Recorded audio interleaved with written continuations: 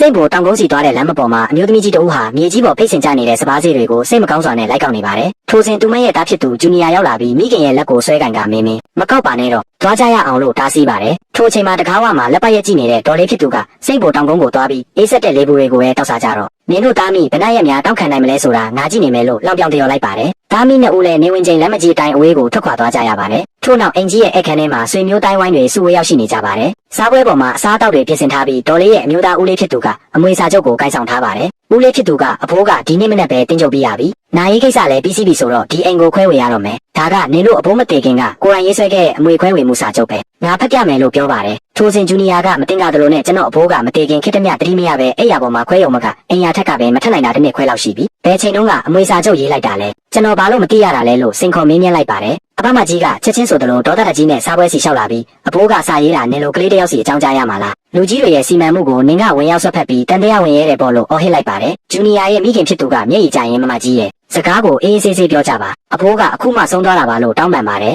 ်ဒါပေမဲ့ဦးလေးဖြစ်သူကစားပွဲကိုပုတ်လိုက်ပြီးအဖိုးကအခုမှဆုံးသွားတာမို့လို့စီကန်းတွေကိုရှင်းရှင်းလင်းလင်းလုပ်ရမှာအိမ်မကြီးတုံးခန့်ဘေးအိမ်နှစ်ခန့်ရွာတော်ဘက်ကလဲကွက်ရှိမှုနဲ့အဖိုးကြံထားခဲ့တဲ့စုဆောင်းငွေ30တောင်းအားလုံးကိုတာကြီးကျန့်ကျွင်းအိမ်တော်စုကရရှိမယ်လို့စာချုပ်ကိုဖတ်ပြလိုက်ပါတယ်။ဆွေမျိုးတွေနဲ့ရွာသားတွေစုဝေးကြည့်ရှုနေစဉ်ဦးလေးဖြစ်သူကဆက်လက်ပြီးဒုတိယသားရဲ့မူဆိုးမစုကွေလန်နဲ့မြေဖြစ်သူလင်းကျန်းတို့အတွက်ကတော့ရွာနောက်ဘက်စိမ့်ပေါ်တောင်ကုန်းပေါ်ကကြောက်ထူထက်တဲ့မြေကွက်နဲ့တောင်ပေါ်ကဆူဆွတ်တဲ့အိမ်ဆိုတစ်လုံးပဲရမယ်။ဒါ့အပြင်အဖိုးမတေခင်ကတင်ကြံခဲ့တဲ့အပြင်ကျွေးမိနှစ်တောင်းကိုဒုတိယသားမိသားစုကအပြည့်အဝတာဝန်ယူဆက်ဆက်ရမယ်လို့ကြေညာလိုက်ပါတယ်။ထိုစကားကိုကြားတဲ့အခါဘေးနားကရွာသားတွေကဟာတေချာလို့လားအဲ့ဒီနေရာကမြက်တောင်ပေါက်တာမဟုတ်ဘူးထက်ပြီးအကျွေးနဲ့တောင်းမှထက်ဆက်ရမယ်ဆိုတော့ဒီဟာကလုံလုံးတာပေါ့လို့တိုးတိုးတိတ်တိတ်ဝေဖန်ကြပါတယ်မိခင်ဖြစ်သူကငိုယုံရင်အကိုကြီးဒါတော့မဖြစ်နိုင်ပါဘူးစိမ့်ပေါ်နေရာကမြက်တောင်မပေါက်ဘူးဆိုတာရွာတရွာလုံးသိတာပဲကျမတို့သားမိအဲ့ဒီမှာဘလုံလုံးအသက်ရှင်နိုင်ပါလဲနောက်ပြီးအကျွေးနဲ့တောင်းဆိုတာလဲအဖိုးပြောတာကျမတို့တခါမှမကြားဘူးပါဘူးလို့ငိုကြွေးကပြောလိုက်ပါတယ်အဖမကြီးကထိုခါအဖိုးကအကျွေးကြောင်ပြောတော့ကနင်းကဘယ်ရောက်နေလို့လဲလို့ခြေပလိုက်ပါတယ်ဂျူနီယာကစားပွဲပေါ်ကအမွေစာချုပ်ကိုတေချာဆက်ကြည့်လိုက်တဲ့အခါစာလုံးတွေကလိုက်တွန်းတစ်ဖွဲဆောင်းနေပြီးအဖိုးရဲ့ပုံမှန်လက်ရေးတိုင်းမဟုတ်တာကိုသတိပြုမိသွားပါတယ်ဂျူနီယာကဒီစာရွက်ပေါ်ကလက်ရေးတွေကအဖိုးရဲ့ပုံမှန်တက်ရက်တဲ့လက်ရေးနဲ့လုံးဝမတူဘူးဒါ့အပြင်ကျွန်တော်ဖေလုပ်ငန်းခွင်မှာဆုံးလုံးကရခဲ့တဲ့ရော်ချင်းငွေ30တောင်းကိုအဖမကြီးတို့စီမှာတင်ထားပေးဖို့အပ်ခဲ့တာမဟုတ်ဘူးလားအဲ့ဒီငွေတွေကဘယ်လိုတွက်မလဲလို့မေးလိုက်ပါတယ်အဖမကြီးကချက်ချင်းဆိုသလိုဂျူနီယာစီလျှောက်လာပြီးရော်ချင်းငွေဟုတ်လားအဲ့ဒီငွေတွေအဖိုးရဲ့စေကူတာစရိတ်နဲ့နာရေးစရိတ်တွေမှာတုံးရင်းကုန်သွားပြီနင်ကအဖိုးရဲ့နာရေးမှာငွေအကြောင်းပဲကြည့်နေတာလက်ပြမတန့်ဘူးလားလို့အပြစ်တင်စကားပြောလိုက်ပါတယ်ဂျူနီယာကငွေတွေဘယ်မှာတုံးလိုက်တာလဲစရင်းစာအုပ်ကောဘယ်မှာလဲလို့တင်းမာစွာပြန်မေးခဲ့ပါတယ်ဦးလေးဖြစ်သူကစားပွဲမှာထားရက်လိုက်ပြီးစာချုပ်ကိုခောက်ကဝေယုံအိတ်ထဲထည့်လိုက်ရင်ငါပြောစရာရှိတာပြောပြီးပြီဒီနေ့စာချုပ်မှာလက်မှတ်ထိုးရမယ်ထိုးရင်စိတ်ပေါ်ကိုငင်းငင်းချမ်းချမ်းသွားပါမထိုးရင်တော့ဒီအိမ်ထဲကိုခြေတလန်းတောင်မလန်းနဲ့တော့လို့ရာဇတန်ပေးလိုက်ပါတယ်မိခင်ဖြစ်သူကသားဖြစ်သူရဲ့လက်ကိုဆွဲထားပြီးသားရဲ့လက်မှတ်ပဲထိုးပေးလိုက်ပါတော့အမေတို့အတွက်နေစရာနေရာတစ်ခုဆက်ရတာပေါ့ကျန်တာတော့မှပြောကြတာပေါ့လို့ဖြောင်းပြပါတယ်ဂျူနီယာကမင်းဒါအမွေခွဲတာမဟုတ်ဘူးဒါလူကိုအိမ်ပေါ်ကမောင်းထုတ်တာလို့ဒေါသကြီးပြောပါတယ်အဖမကြီးကနင်တို့မေမေကမှအလိုက်တည်သေးတယ်နင်လိုအတောင်ပန်းဆောင်လာလို့လူကြီးကိုရန်ထိုးတဲ့ကလေးမဟုတ်ဘူးစကားမပြောချင်ရင်အထုပ်တွေတင်ပြီးထွက်သွားတော့လို့ဆိုပါတယ်ဂျူနီယာကဒီစာရွက်ကိုကျွန်တော်လုံးဝအတိမတ်မပြုတ်ဘူးလို့အော်ဟစ်လိုက်ပါတယ်ဒါပေမဲ့မိခင်ဖြစ်သူကတားဖြစ်သူရဲ့လက်ကိုတင်းကျပ်စွာကင်ထားပြီးတားဆီးလိုက်ပါတယ်မိခင်ဖြစ်သူဟာအိမ်ထဲဝင်ကပစ္စည်းအိတ်တွေကိုတည်ဆောင်လာပါတယ်အဖမကြီးကထိုအိတ်တွေကိုလူယူကပြင်ကိုပစ်ပေါက်လိုက်ပါတယ်မိခင်ဖြစ်သူကမမကြီးရဲ့ကျမတို့ပစ္စည်းတွေမသိမ်းရသေးဘူးမိဖို့ချောင်းထဲမှာဆန်ဝက်အိတ်ကျန်သေးတယ်လို့တောင်းပန်ပါတယ်အဖမကြီးကမိဖို့ချောင်းထဲမှာဆန်အိတ်ကိုထွက်ယူလာပြီးဆန်ဟုတ်လားဘာဆန်လဲဒါတွေကလင်းမီသားစုရဲ့ဆန်တွေနင်တို့နဲ့ဘာမှမဆိုင်ဘူးလို့ပြောကဆန်တွေကိုမြေကြီးပေါ်တုတ်ပစ်လိုက်ပါတယ်ဆွေမျိုးတွေနဲ့ရွာသားတွေဟာထုံမတရားမှုကိုငေးကြည့်နေကြပါတယ်မိခင်ဖြစ်သူကမြေကြီးပေါ်ကျသွားတဲ့ဆန်ဆေးတွေကိုမိုးယိုကလက်နဲ့ကောက်ယူနေချိန်မှာဂျူနီယာရောက်ရှိလာပြီးမိခင်ရဲ့လက်ကိုဆွဲကင်ကမင်းမပြောနဲ့တော့သွားကြရအောင်လို့ဆိုကမိခင်ကိုထပ်တွဲလိုက်ပါတယ်အဖမကြီးကတကားဝကနေသွားစိတ်ပေါ်ကိုသွားပြီးအိတ်ဆက်တဲ့လေးဘူးတွေကိုပဲတောက်စားကြတော့နင်တို့သားမိဘနာရက်များတောက်ခံနိုင်မလဲဆိုတာငါကြည့်နေမယ်ခွဲလိုက်တဲ့လအတွင်းမှာငိုပြီးပြန်လာတော့မှန်ရလိမ့်မယ်လို့အော်ဟစ်ကြံခဲ့ပါတယ်မိခင်ဖြစ်သူကတားဖြစ်သူရဲ့လက်ကိုကင်ထားရင်မျက်ရည်တွေနဲ့တားရဲ့မေမေကြောင့်တားဒုက္ခရောက်ရတာပါလို့စိတ်မကောင်းစွာပြောရှာပါတယ်ဂျူနီယာကမိခင်ကိုကြည့်လိုက်ပြီးမေမဟုတ်တာလူရှိနေတမျှကာလပတ်လုံးလမ်းဆိုတာရှိသေးတာပဲလို့ခိုင်မာတဲ့လေတန်းနဲ့အားပေးလိုက်ပါတယ်နေဝင်ချိန်တောင်ကုန်းလမ်းမကြီးအတိုင်းတားမိနှစ်ဦးဟာပစ္စည်းအိတ်တွေကိုကိုင်းဆောင်ကအနာဂတ်နဲ့မျောလင်းချက်တစ်တွေစီအတူတကွရှောက်လန်းသွားကြပါတော့တယ်ညမောင်ဆက်ချိန်မှာဂျူနီယာနဲ့မိခင်ဖြစ်သူတို့ဟာစိတ်ပေါ်တောင်ကုန်းပေါ်ကပေးဝေခံလိုက်ရတဲ့အိမ်ဆိုစီရောက်ရှိလာကြပါတယ်အိမ်ထဲကိုဝင်လိုက်တဲ့အခါမိဖို့မောင်နေပြီးအမိုးတွေပေါက်ပြဲပျက်စီးနေတာကိုတွေ့မြင်ကြရပါတယ်မိခင်ဖြစ်သူဟာပေါက်ပြဲနေတဲ့ခေါင်းမိုးစီမှာတာနေတဲ့လိုက်အောင်နဲ့မိုးကောင်းကင်ကိုကြည့်ရင်ဒီအိမ်ကလူနေလို့ရသေးရဲ့လားလို့ငိုတမ်းမာနဲ့ပြောလိုက်ပါတယ်ဂျူနီယာကပစ္စည်းအိတ်တွေကိုချထားရင်ဒီနားတော့ဖြစ်တယ်လို့ပဲအိတ်လိုက်ပါမင်းမနေ့ပြန်ကြရင်ခေါင်းမိုးကိုတောင်းဖုံးလိုက်ပါမယ်လို့နှစ်သိမ့်ပေးပါတယ်မိခင်ဖြစ်သူကတော့ဝမ်းနေစွာနဲ့အမေအသုံးမကျလို့ပါသားရဲ့ဒါအတွက်တင့်တော်တဲ့အိမ်ကလုံးတောင်မထိန်သိမ်းပေးနိုင်ခဲ့ဘူးလို့ငိုယိုပြီးအပြစ်တင်မိပါတယ် ဂျူနီယာကမိခင်ကိုကြည့်ပြီးမေမေမမားပါဘူးပေးရမယ့်အကျွေးတွေနဲ့မတရားလုပ်ခဲ့တာတွေကိုနောက်ကျရင်ကျွန်တော်တခုမကြံပြတ်ရှင်းပါပါလို့တင်းမာတဲ့လေတံနဲ့ပြောလိုက်ပါတယ်ညနေချိန်မှာမိခင်ဖြစ်သူဟာရေနံစီမိရင်အလင်းရောင်အောက်မှာစုပ်ပြဲနေတဲ့အဝတ်စားတွေကိုအနဲ့ချုပ်လုပ်ပေးနေပါတယ်ထိုစဉ်အဆူသွားလို့မိခင်ဖြစ်သူကအတန်ထွက်သွားတဲ့အခါဂျူနီယာရောက်လာပါတယ်မိခင်ကမေမေဘာမှမဖြစ်ပါဘူးသားနည်းနည်းလေးဆူသွားတာပါဒါတနေကုန်ပြင်ပန်းလာပြီဆိုတော့ခဏထိုင်ပါဦးလို့ပြုံးပြီးပြောပါတယ်ဂျူနီယာကရေဘူးထဲမှာရေကိုခွက်ထဲနဲ့ပေးရင်မေမေရေကတောက်လိုက်ပါမနေ့ပြန်ကြရင်ကျွန်တော်အနီးနားမှာအလုပ်သွားရှာမယ်ရေထွက်တဲ့နေရာလဲသွားရှာပါမယ်လို့ပြောပါတယ်မိခင်ကရေဘူးကိုကင်ထားရင်ဝန်းနေမိပြန်ပါတယ်ဂျူနီယာကတကားဝမှထွက်ပြီးပြင်ပကညမ်းမောင်ထုနဲ့ကြောက်ဆောင်တွေကိုကြည့်ရှုလိုက်ပါတယ်အပြင်မှာလေတို့တန်တွေနဲ့အတူသူဟာကြောက်ဆောင်တွေကြားလျှောက်သွားရင်မြေကြီးပေါ်တူးထောက်ကြည့်လိုက်တဲ့အခါကြောက်ကြားတစ်ခုမှာစိမ့်လန်းစွာပေါက်ရောက်နေတဲ့အပင်ငယ်လေးတစ်ပင်ကိုတွေ့ရှိသွားခဲ့ပါတယ်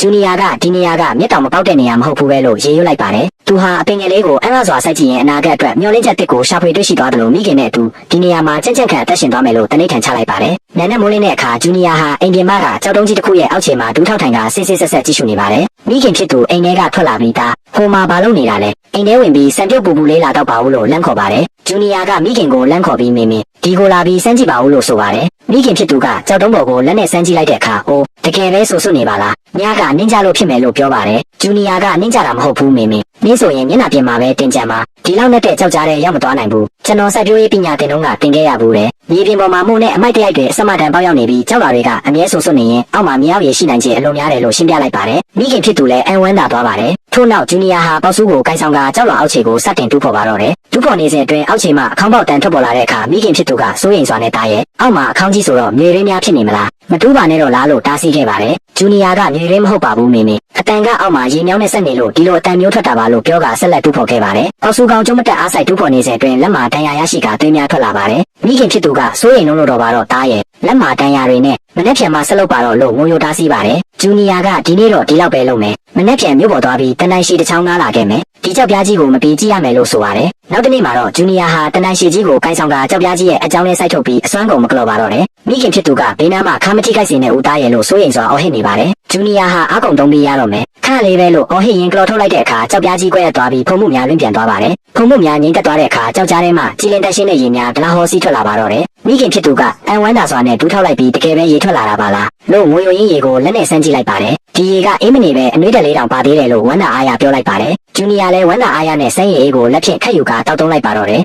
ကြောက်ကြားထဲမှာထွက်ပေါ်လာတဲ့ဆန်းရည်ကိုလက်ဖြင့်ခက်ယူတောက်တုံးလိုက်ပြီးနောက်ဂျူနီယာကဒီရေကတောင်ကျောက်ကလာတဲ့ဆန်းရည်စစ်စစ်ပဲရာဒီဦးတို့ဘလို့ပဲဖြစ်ဖြစ်အပူချိန်အမြဲမြတ်တက်နေတာလို့မိခင်ကိုဝမ်းသာအားရရှင်းပြလိုက်ပါတယ်မိခင်ဖြစ်သူလည်းဝမ်းသာလုံးလို့မျက်ရည်ကျရင်ဒါဆိုရင်နောက်ရေရဖို့3လီလောက်ဝေးတဲ့နေရာအထိအပင်ပန်းခံခောက်တုံးခောက်ပြန်သွားစရာမလိုတော့ဘူးပေါ့လို့ပြောရှာပါတယ်ဂျူနီယာကမလိုတော့ဘူးမေမေလို့နှစ်သိမ့်လိုက်တဲ့အခါမိခင်ကဝမ်းသာလိုက်တာတားရဲ့အမေတို့သားမိဒီနေရာမှာအသက်ရှင်ရတည်နိုင်ပြီလို့ဆိုပါတယ်သူတို့သားမိနှစ်ဦးဟာဆန်းရည်ထွက်တဲ့နေရာဘေးမှာကြောက်တုံးလေးတွေကိုစနစ်တကျစီရီပြီးရေကန်ငယ်လေးတစ်ခုဖန်တီးလိုက်ကြပါတယ်မိခင်ဖြစ်သူကရေပုံးနဲ့ရေဖြစ်ရင်ဒီရေနဲ့ချက်လိုက်တဲ့ထမင်းကတော့တကယ်ကိုမွေးပြတ်နေမှာပဲလို့ပြောရှင်စွာပြောပါတယ်ဂျူနီယာကဆန်းရည်ကန်လေးကိုလက်ဖြင့်ခက်ယူကြည့်ရင်ဒီလောက်ကောင်းတဲ့ရေမျိုးကိုထမင်းချက်ရေတောက်ယုံတင်သုံးရတာတကယ်ကိုနှမျောစရာပဲလို့တွေးတော့လိုက်ပါတယ်နောက်တစ်နေ့မှာတော့ဂျူနီယာဟာအမိုးဖုံးဖို့လိုအပ်တဲ့ပစ္စည်းတွေဝယ်ယူဖို့အတွက်မိခင်ပေးလိုက်တဲ့ပိုက်ဆံအနေငယ်ကိုကိုင်ဆောင်ကမြို့ပေါ်ဈေးစီထွက်ခွာလာပါတယ်မိခင်ကငါ့မှာဒီပိုက်ဆံပဲရှိတော့တဲ့သားရဲ့ရေကာဆက်ကူနဲ့တမ်းမို့အနေငယ်ပဲဝယ်ခဲ့ပါချွေလာပြီးသုံးပါဦးလို့မှာလိုက်ပါတယ်ဂျူနီယာလည်းမိခင်စကားကိုနာခံပြီးဟုတ်ကဲ့မေမေအိမ်မိုးမလုံရင်မိုးရွာရင်မေမေဒုက္ခရောက်မှာမို့လို့ဒါကိုအဓိကထားဝယ်ရမယ်လို့ပြန်ပြောခဲ့ပါတယ်မြို့ပေါ်ရောက်တဲ့အခါဆိုင်တစ်ဆိုင်မှာရေကာဆက်ကူတစ်လိမ့်နဲ့တမ်းမို့အနေငယ်ကိုဝယ်ယူလိုက်ပါတယ်ပစ္စည်းဖို့ပေးချေပြီးနောက်ဂျူနီယာဟာလမ်းဘေးမှာထိုင်ကာစိတ်ပေါ်မှာတဲဆောင်လာတဲ့ဆန်းရည်ဘူးကိုထုတ်ယူပြီးတောက်လိုက်ပါတယ်ရေဘူးဖုံးကိုဖွင့်လိုက်တဲ့အခါအပူငွေ့လေးများထွက်ပေါ်လာတာကိုဘေးမှာဖြတ်သွားသောတက်လက်ပိုင်းအမျိုးသားတဦးကသတိပြုမိသွားပါတယ်ထိုမျိုးသားကရေဘူးကိုကြည့်ပြီးငါ့ကိုနည်းနည်းတောက်ကြည့်ခွင့်ပြုပါလို့တောင်းဆိုပါတယ်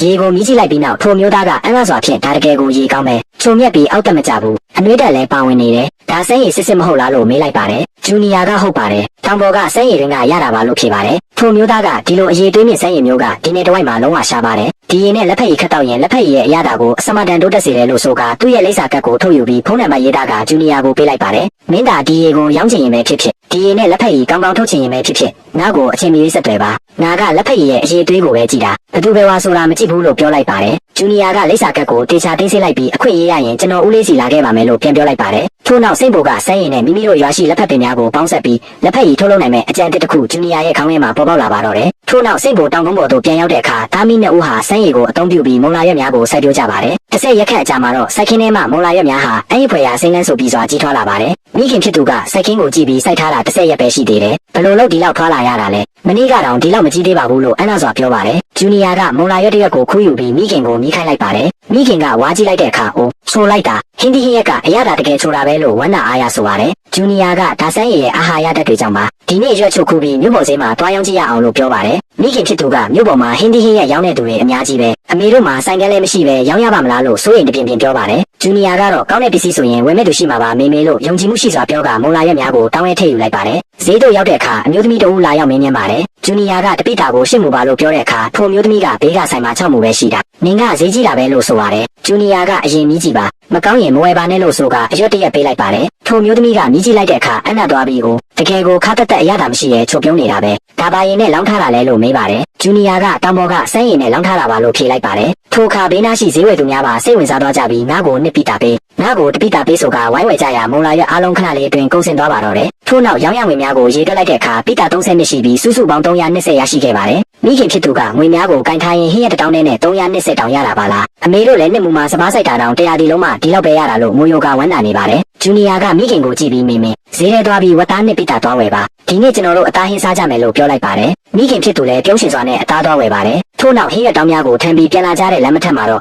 အဖမကြီးနဲ့မထင်မှတ်ပဲပြန်လဲဆုံတွေ့ကြပါတယ်။အဖမကြီးကသူတို့သားမိကိုကြည့်ပြီးကဲရတော်လေးတန်းဖြစ်စောဟင်းရက်သွားရောက်ပြီးပြန်လာကြတာပေါ့ဟင်းရက်တောင်းနဲ့တမနက်လုံးပင်ပန်းခံလိုက်ရတာ18ချက်လောက်ရရလားလို့လောက်ပြောင်းလိုက်ပါတယ်။မိခင်ဖြစ်သူကငင်းနေချိန်မှာဂျူနီယာကဝမ်းစာအတွက်တော့လုံလောက်ပါတယ်လို့အေးဆေးစွာပြန်ဖြစ်ပါတယ်။အဖမကြီးကပုံမုံချင်းဝါကစိတ်ဘလိုနေရာပြက်ကြီးမှာဟင်းရက်နီးနဲ့စိုက်ပြီးဝမ်းစာဝဲရုံပဲရမှာပေါ့။ဒါနဲ့ရောက်ရဘဝမှာကောင်းကောင်းနေနိုင်ဦးမယ်ထင်သလား။နေဝမ်းခွဲညီလင်းဟောက်ဆိုရင်မြို့ပေါ်ကရုံကြီးတစ်ခုမှာအဲကုန်းကန်းနဲ့ထိုင်ပြီးတလ3500ရတဲ့အလုပ်ရနေပြီ။လူငယ်ဆိုတာအလုပ်ကောင်းကောင်းလုပ်ရတာနင်လိုကိုလိုက်ဖွဲရပြီးဟင်းရထန်ရောက်နေတာကတော့တရွာလုံးအဆက်ကွဲတာပဲလို့မာနထောက်ကပြောလိုက်ပါတယ်။ဂျူနီယာကအဖမကြီးကိုစိုက်ကြည့်လိုက်ပြီးကြီးစကားပြောလို့ပြီးပြီလား။ပြီးရင်ဖယ်ပေးပါကျွန်တော်တို့အိမ်ပြန်ရအောင်မယ်လို့တင်းမာစွာပြောကမိခင်ကိုခေါ်ဆောင်ပြီးထွက်ခွာသွားပါတော့တယ်။မြို့မှာပြန်ရောက်ပြီးနောက်ဂျူနီယာဟာဟင်းရထန်တောင်းများကိုချထားလိုက်ပါတယ်။မိခင်ဖြစ်သူကရောက်လာပြီးနင့်ကြီးကတော့ဒီလိုစကားမျိုးပြောတတ်တာပဲတားရဲ့စိတ်ထဲမထားပါနဲ့ဟင်းရရောင်းပြီးပြီဆိုရင်ခဏနားပါဦးလို့နှစ်သိစကားပြောပါတယ်။ဂျူနီယာကတော့မေမေအခုဟင်းရခင်းကတေးလုံးနဲ့စဲရင်နာကမူဝဲမကားတဲ့မြေကွက်ကိုရှင်းထုတ်ပြီးနောက်ထပ်နှစ်မူလောက်တိုးချက်ဆက်ရမယ်လို့အနာဂတ်အတွက်ပြန်လည်ပြောဆိုလိုက်ပါတယ်။မိခင်ဖြစ်သူက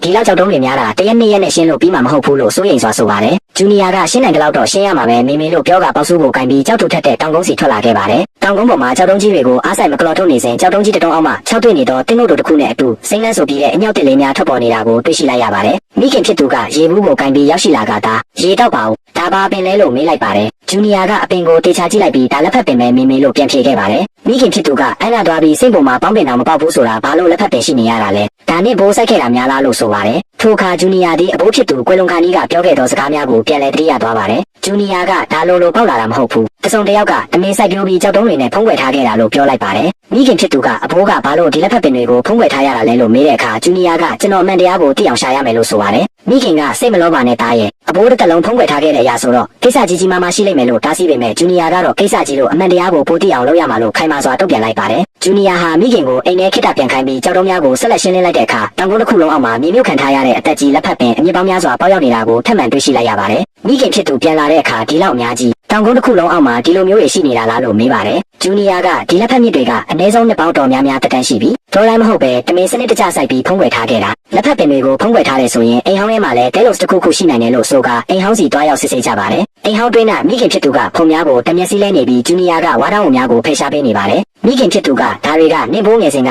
တောင်ဆောင်လုံးကကြံခဲ့တဲ့ပစ္စည်းတွေဖြစ်မယ်လို့ပြောပါတယ်။ထိုစဉ်ဂျူနီယာဟာကျမ်းပြင်ပေါ်ခြေလန်းလိုက်တဲ့အခါမြေကြီးအောက်မှာအခေါင်းပေါက်တန်ထွက်ပေါ်လာတာကိုသတိပြုမိလိုက်ပါတယ်။ဂျူနီယာကမြေကြီးများကိုဖယ်ရှားလိုက်တဲ့အခါတက်တာတကားချက်တစ်ခုပေါ်ထွက်လာပါတယ်။မိခင်ဖြစ်သူကအောက်မှာအခေါင်းပေါက်ကြီးပါလားလို့စိုးရိမ်စွာဆိုပါတယ်။ဂျူနီယာကတန်တိုင်ကိုယူဆောင်ကတက်သားပြားကိုအားဆိုင်မကလော်လိုက်ပါတယ်။တက်သားပြားပွင့်ထွက်သွားတဲ့အခါအထဲမှာတင်းပြန့်သောလက်ဖက်ချောက်အနက်အသက်များလိုက်ထွက်ပေါ်လာပါတယ်။မိခင်ဖြစ်သူကနှာခေါင်းကိုပိတ်ပြီးဒီအနက်ကလက်ဖက်ချောက်အနက်နဲ့တူလိုက်တာလို့အံ့အားစွာပြောပါတယ်။ထို့နောက်တက်သားပြားပေါ်မှာဖျောင်းဝါများဖြင့်အကွက်ချတေချာပိတ်ဆို့ထားတာကိုတွေ့ရတဲ့အခါဂျူနီယာကဒါရိုးရိုးကပဲတီးနိုင်လောက်နဲ့ဆက်လို့ခံမဟုတ်ဘူး။တမင်တေချာပိတ်ဆို့ထားတာလို့ဆိုပါတယ်။ဂျူနီယာကရေနံစီမိအိမ်ကိုထုံးညှိလိုက်ပါတယ်။မိခင်ဖြစ်သူကအောက်ကိုမစင်းတဲ့ဦးသားရဲ့နှစ်တွေအကြာကြီးပိတ်ထားတာဆိုတော့လေမရှူနိုင်ပဲဖြစ်မယ်လို့တားဆီးပေမဲ့ဂျူနီယာကမိအိမ်ကိုကိုင်းဆောင်ကကြောက်လေကားတိုင်းမြေရောက်ခန်းထဲသို့ဆင်းသွားပါတော့တယ်။မြေရောက်ခန်းထဲရောက်တဲ့အခါအောက်မှာတစ်တာကြီးများစွာစနစ်တကျရှိနေတာကိုတွေ့ရပါတယ်။ဂျူနီယာကမိခင်ဖြစ်သူကိုလမ်းခေါ်လိုက်ရမိခင်လည်းလေကားတိုင်းအံ့အားစွာဆင်းလာခဲ့ပါတယ်။ မိခင်ကဒါတွေဘယ်သူထားခဲ့တာလဲလို့မေးရဂျူနီယာကအဘိုးကလည်းရင်တခြားသူမရှိနိုင်ဘူးလို့ပြန်ဖြေပါတယ်ဂျူနီယာကတစ်တာကြီးတစ်လုံးကိုဖွင့်ကြည့်လိုက်ရအထဲမှာစက်ကူဖြင့်တေချာထုတ်ပိုးထားသောအဖိုးရန်လက်ဖက်ခဲများစွာအပြည့်ပါရှိနေပါတယ်မိခင်ဖြစ်သူကလက်ဖက်ချောက်တွေပါလာ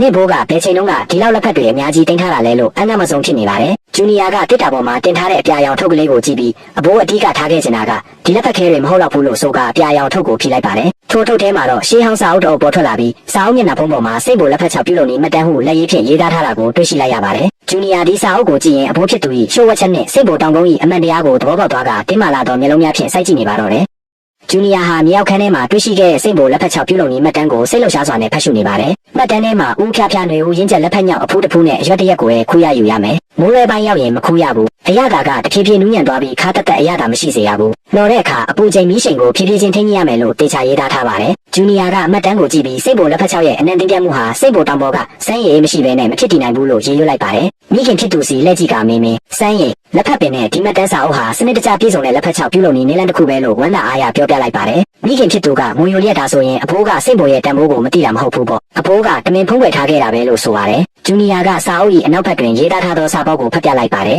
ယ်မြေကြီးလင်းချက်ဟာစိတ်ထားမကြောက်တဲ့ရိုးသားဖြောင့်မတ်သူဖြစ်လို့လက်ဖက်ပညာမွေကိုလဲပြောင်းပေးလိုက်ပါတယ်စိတ်တဘောထားမဖြောင့်မတ်မရိုးသားသူတွေကိုတော့ဒီပညာကိုလုံးဝမတင်ပေးပါနဲ့လို့အဖိုးဖြစ်သူကမာရန်ရေးခဲ့တာကိုတွေ့ရပါတယ်မိခင်ဖြစ်သူကအဖိုးကဒီလောက်နှစ်တွေအများကြီးအားလုံးကိုဖုံးကွယ်ထားခဲ့တာကျမတို့ကတော့မပြောခဲ့ဘူးလို့ငိုကြွေးရင်းပြောပါတယ်ဂျူနီယာကမင်းမင်းကျွန်တော်တို့အပေါ်တက်ကြရအောင်လက်ဖက်ခဲတွေကိုပါတစ်တာနဲ့အပေါ်တည်သွားကြမယ်လို့ဆိုကအမွေနှစ်များကိုအိမ်ပေါ်သို့တည်ဆောင်ခဲ့ကြပါတယ်ဂျူနီယာဟာအဖိုးကြီးမတန်တိုင်လက်ဖက်ပင်စီတွားရောက်ကလက်ဖက်ရများကိုအထူးပြုစိုက်ရခူးဆွပါတယ်မိခင်ဖြစ်သူကအညောက်လေးတွေကအလုံးနူးညံ့တာပဲအရွက်တရွက်လောက်ပိုခူးလိုက်ရင်မရဘူးလားသားနှမျောစရာကြီးလို့မေးပါတယ်ဂျူနီယာကမှတ်တမ်းထဲမှာရေးထားတာကဦးဖျားဖျားနေဦးလက်ဖက်ကိုအဖူးတဖူးနဲ့အရွက်တရွက်ပဲယူရမယ်တရွက်ပို့လိုက်ရင်အရသာပြတ်သွားလိမ့်မယ်လို့ရှင်းပြပါတယ်မိခင်ကနင်ဘိုးကခူးတာကစမိလော်တာထိအစင်တိုင်းကိုတေချာရေးထားတာပဲလို့ဆိုပါတယ်ဂျူနီယာကဒါသူများကြီးဖို့ရေးထားတာမဟုတ်ဘူးအမွေဆက်ခံမဲ့သူလက်တွေ့လုံးနိုင်အောင်ရေးပေးခဲ့တာပါလို့ပြန်ပြောခဲ့ပါတယ်ထို့နောက်ခူးဆွလာသောလက်ဖက်ရက်များကိုစကားပေါ်တွင်ဖြင့်ကစိတ်ပေါ်မှစမ်းရင်ငွေဖြင့်စနစ်တကျဆိုးဆွစေပြီးနှက်ထားလိုက်ပါတယ်လက်ဖက်ရက်များအခြေအနေတင့်တော်ပြီးဆိုသည်နှင့်ဒဲအိုးရဲထည့်လော်လို့ရပြီလို့ဆိုကမိဖို့ပေါ်ရှိဒဲအိုးကြီးထဲသို့ထည့်လိုက်ပါတယ်ဂျူနီယာကလက်ဖြင့်ဒဲအိုးထဲမှလက်ဖက်ရက်များကိုအပူချိန်ထိန်းကြီးကမနာတမ်းမိလော်ပါတော့တယ်မိခင်ဖြစ်သူကပူမာစိုးရင်ပြီးပူနေပြီမဟုတ်လားအမေခကကူလော်ပေးမယ်လေလို့ပြောပေမဲ့ဂျူနီယာကမရဘူးမေမင်းမီးရှိန်ပြက်လို့မရဘူးဒီပထမဆုံးဒဲအိုးကအရေးကြီးဆုံးပဲလို့ဆိုကချွေးတလားဟောကြသည့်အထိစိတ်ဆွဲရင်ပြီးဖြင့်မိလော်လိုက်ပါတယ်ဒဲအိုးထဲမှအနံ့တင်းပြတ်စွာထွက်ပေါ်လာသောအခါမိခင်ဖြစ်သူက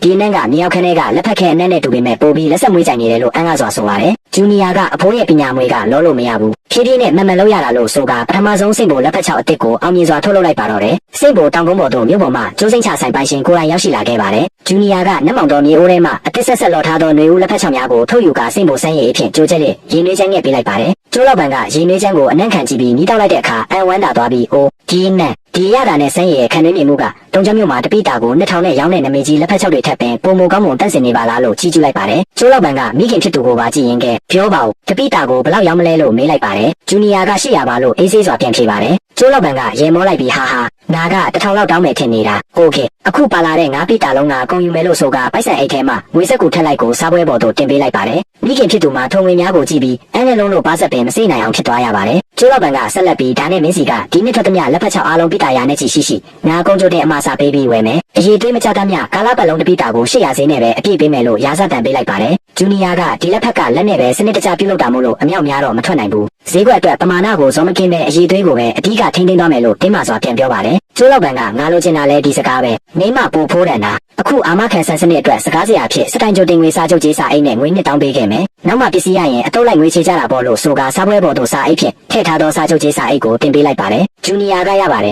်ဒါပေမဲ့စိတ်ပေါ်လက်ဖက်ချောက်ကိုစိတ်ပေါ်ရဲ့စီကံတိုင်းပဲရောင်းချပါမယ်လို့ခိုင်မာစွာပြောလိုက်ရာကျိုးလောက်ပံကရေနွေးခွက်ကိုမြောက်ကဒါဆိုရင်စိတ်ပေါ်လက်ဖက်ချောက်နမီကျော်ကြားလာမယ့်အချိန်ကိုငါစောင့်မျှော်နေပါမယ်လို့ဆိုကသဘောတူညီမှုရယူသွားပါတော့တယ်ကျိုးလောက်ပံထွက်ခွာသွားပြီးနောက်မိခင်ဖြစ်သူကစားပွဲပေါ်ရှိငွေနှစ်တောင်းနဲ့ငွေဆက်ကိုထက်လိုက်ကိုကိုင်ဆောင်ကငိုကြွေးရင်သားရဲ့ဒါတွေကအမေတို့ရဲ့တမအာစီဝလက်ဖက်ရည်ကြတဲ့ပိုက်ဆံအစ်အမှန်တွေပါလားလို့ဆိုပါတယ်ဂျူနီယာကဟုတ်ပါတယ်မေမေကျွန်တော်တို့လက်ဖက်နဲ့ရှာဖွေရရှိခဲ့တဲ့ပိုက်ဆံတွေပါလို့ပြုံးရှင်စွာပြန်ပြောပါတယ်မိခင်ကနင်ဘိုးတာတည်ရင်ပြောရှာမှာပဲလို့ဝမ်းနေဝမ်းသာပြောတဲ့အခါဂျူနီယာကဒါကြောင့်ဒီငွေတွေကိုစီးကမ်းမဲ့မသုံးရဘူးမေမေအရင်ဆုံးအိမ်မိုးကိုပြန်ပြင်မယ်နိုင်ရန်အကြောင်းတွေကိုဖုံးမယ်စမ်းရည်ကန်ကနေအိမ်ထိရေးပိုက်ဆွဲမယ်အိမ်ထဲကိုလစ်စစ်မီးကြိုးတွေပါတွေ့ရမယ်လို့စီမံကိန်းများကိုရေးဆွဲကမိခင်ကိုရှင်းပြလိုက်ပါတယ်ဂျူနီယာကမိခင်ရဲ့လက်ကိုဆွဲကန်ကနောက်ဆိုရင်မေမေညဘက်ကျရင်အမောင်ထဲမှာအနဲ့အဝတ်စားတွေချုပ်เสียမလို့တော့ဘူးလို့မေတ္တာပါအားပေးစကားပြောလိုက်တဲ့အခါမိခင်ဖြစ်သူဟာဝမ်းသာပီတိမျက်ရည်များကျဆင်းရင်သားဖြစ်သူ၏ရင်ခွင်ထဲကအနာဂတ်အတွက်မျှော်လင့်ချက်ပြီးဖြင့်ပြုံးရှင်သွားပါတော့တယ်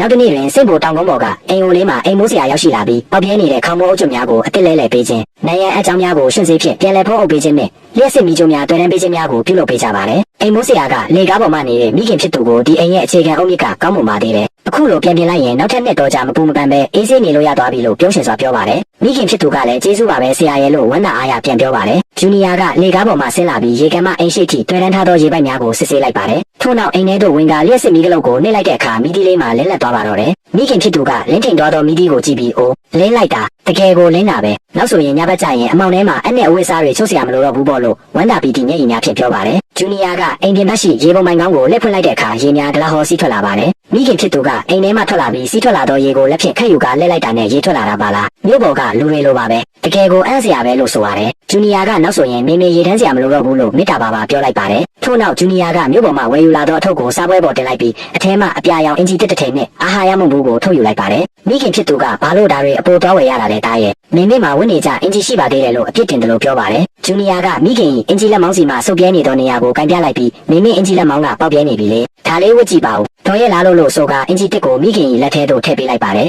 ယ်မိခင်ဖြစ်သူကအင်ဂျီတစ်ကိုရင်ဘက်မှာကထားရင်ပိုက်ဆံရှိရင်လည်းစီကမ်းမဲ့မသုံးပါနဲ့တားရဲ့လက်ဖက်ခင်းအတွက်ပိုက်ဆံတွေအများကြီးသုံးရအောင်မလို့စိုးရိမ်စွာပြောပါတယ်ဂျူနီယာကလက်ဖက်ခင်းအတွက်ပိုက်ဆံတွေကိုကျွန်တော်တီးတန့်ထည့်ထားပြီးပါပြီဒါကမေမေအတွက်တီးတန့်ဝယ်ပေးတာပါလို့ပြန်ပြောလိုက်တဲ့အခါမိခင်ဖြစ်သူဟာပီတီမျက်ရည်များကျဆင်းလျက်အင်ဂျီတစ်ကိုပွေ့ဖက်ကအိမ်ထဲသို့ဝင်သွားပါတော့တယ်ထို့နောက်လမ်းမပေါ်မှာတွာလာနေသောအမျိုးသမီးရွာသားနှစ်ဦးဟာစိတ်ပေါ်တောင်ကုန်းပေါ်မှာပြုတ်ပြင်ပြီးစီးသွားသောအင်ဂျီကိုကြည့်ကအံ့နေကြပါတယ်ရွာသားတို့ကဟိုမှာကြည့်စမ်းပါဦးစိတ်ပေါ်ကအိမ်ပြက်ကြီးကိုတကယ်ပြင်လိုက်တာပဲအမိုးကျွတ်တွေရောမီးကျိုးတွေရောအကုန်လဲလိုက်ပြီးဟင်းရွက်တွားရောင်းတာနဲ့ပဲဒီလောက်ပိုက်ဆံတွေအများကြီးရနိုင်ပါမလားလို့ပြောပါတယ်တခြားရွာသားတို့ကငါကြည့်ရတာတော့ဟင်းရွက်ရောင်းလို့ရတာမဟုတ်တော့ဘူးအဲ့ဒီကြောက်ထူထက်တဲ့မြေကွက်ထဲကရတနာတစ်ခုခုတူးဖော်ရရှိလိုက်လို့ဖြစ်မယ်လို့တိုးတိုးတိတ်တိတ်အတင်းပြောကြပါတယ်ထိုစဉ်အဖမကြီးတားဖြစ်သူဝမ်ကွယ်ကြီးဟောက်စီဟာတစ်ပင်ပေးမှနေတဲ့စိတ်ပေါ်အိမ်တွင်းကိုချောင်းကြည့်နေပါတယ်အိမ်ရှိမီးအောင်မှာဂျူနီယာကစကားပေါ်ရှိလက်ဖက်ရက်များကိုအထူးပြုဆိုင်ရဲ့အချောက်ခံထင်းပြက်နေတာကိုတွေ့ရှိသွားပါတယ်ဟောက်စီကဟင်းရွက်တွေမဟုတ်ဘူးဒါလက်ဖက်ချောက်တွေပဲတစ်ချံလုံးမှာလည်းလက်ဖက်နဲ့တွေလိုက်နေတာပဲလို့တွေ့ရှိသွားပြီးအမြန်ဆုံးဖြင့်အိမ်တို့ပြန်ပြေးပါတော့တယ်အိမ်တကားဝမှာရက်ကြည့်နေတော့မိခင်ဖြစ်သူကဟိုမှာပြေးသွားတာဟောက်စီမဟုတ်လာ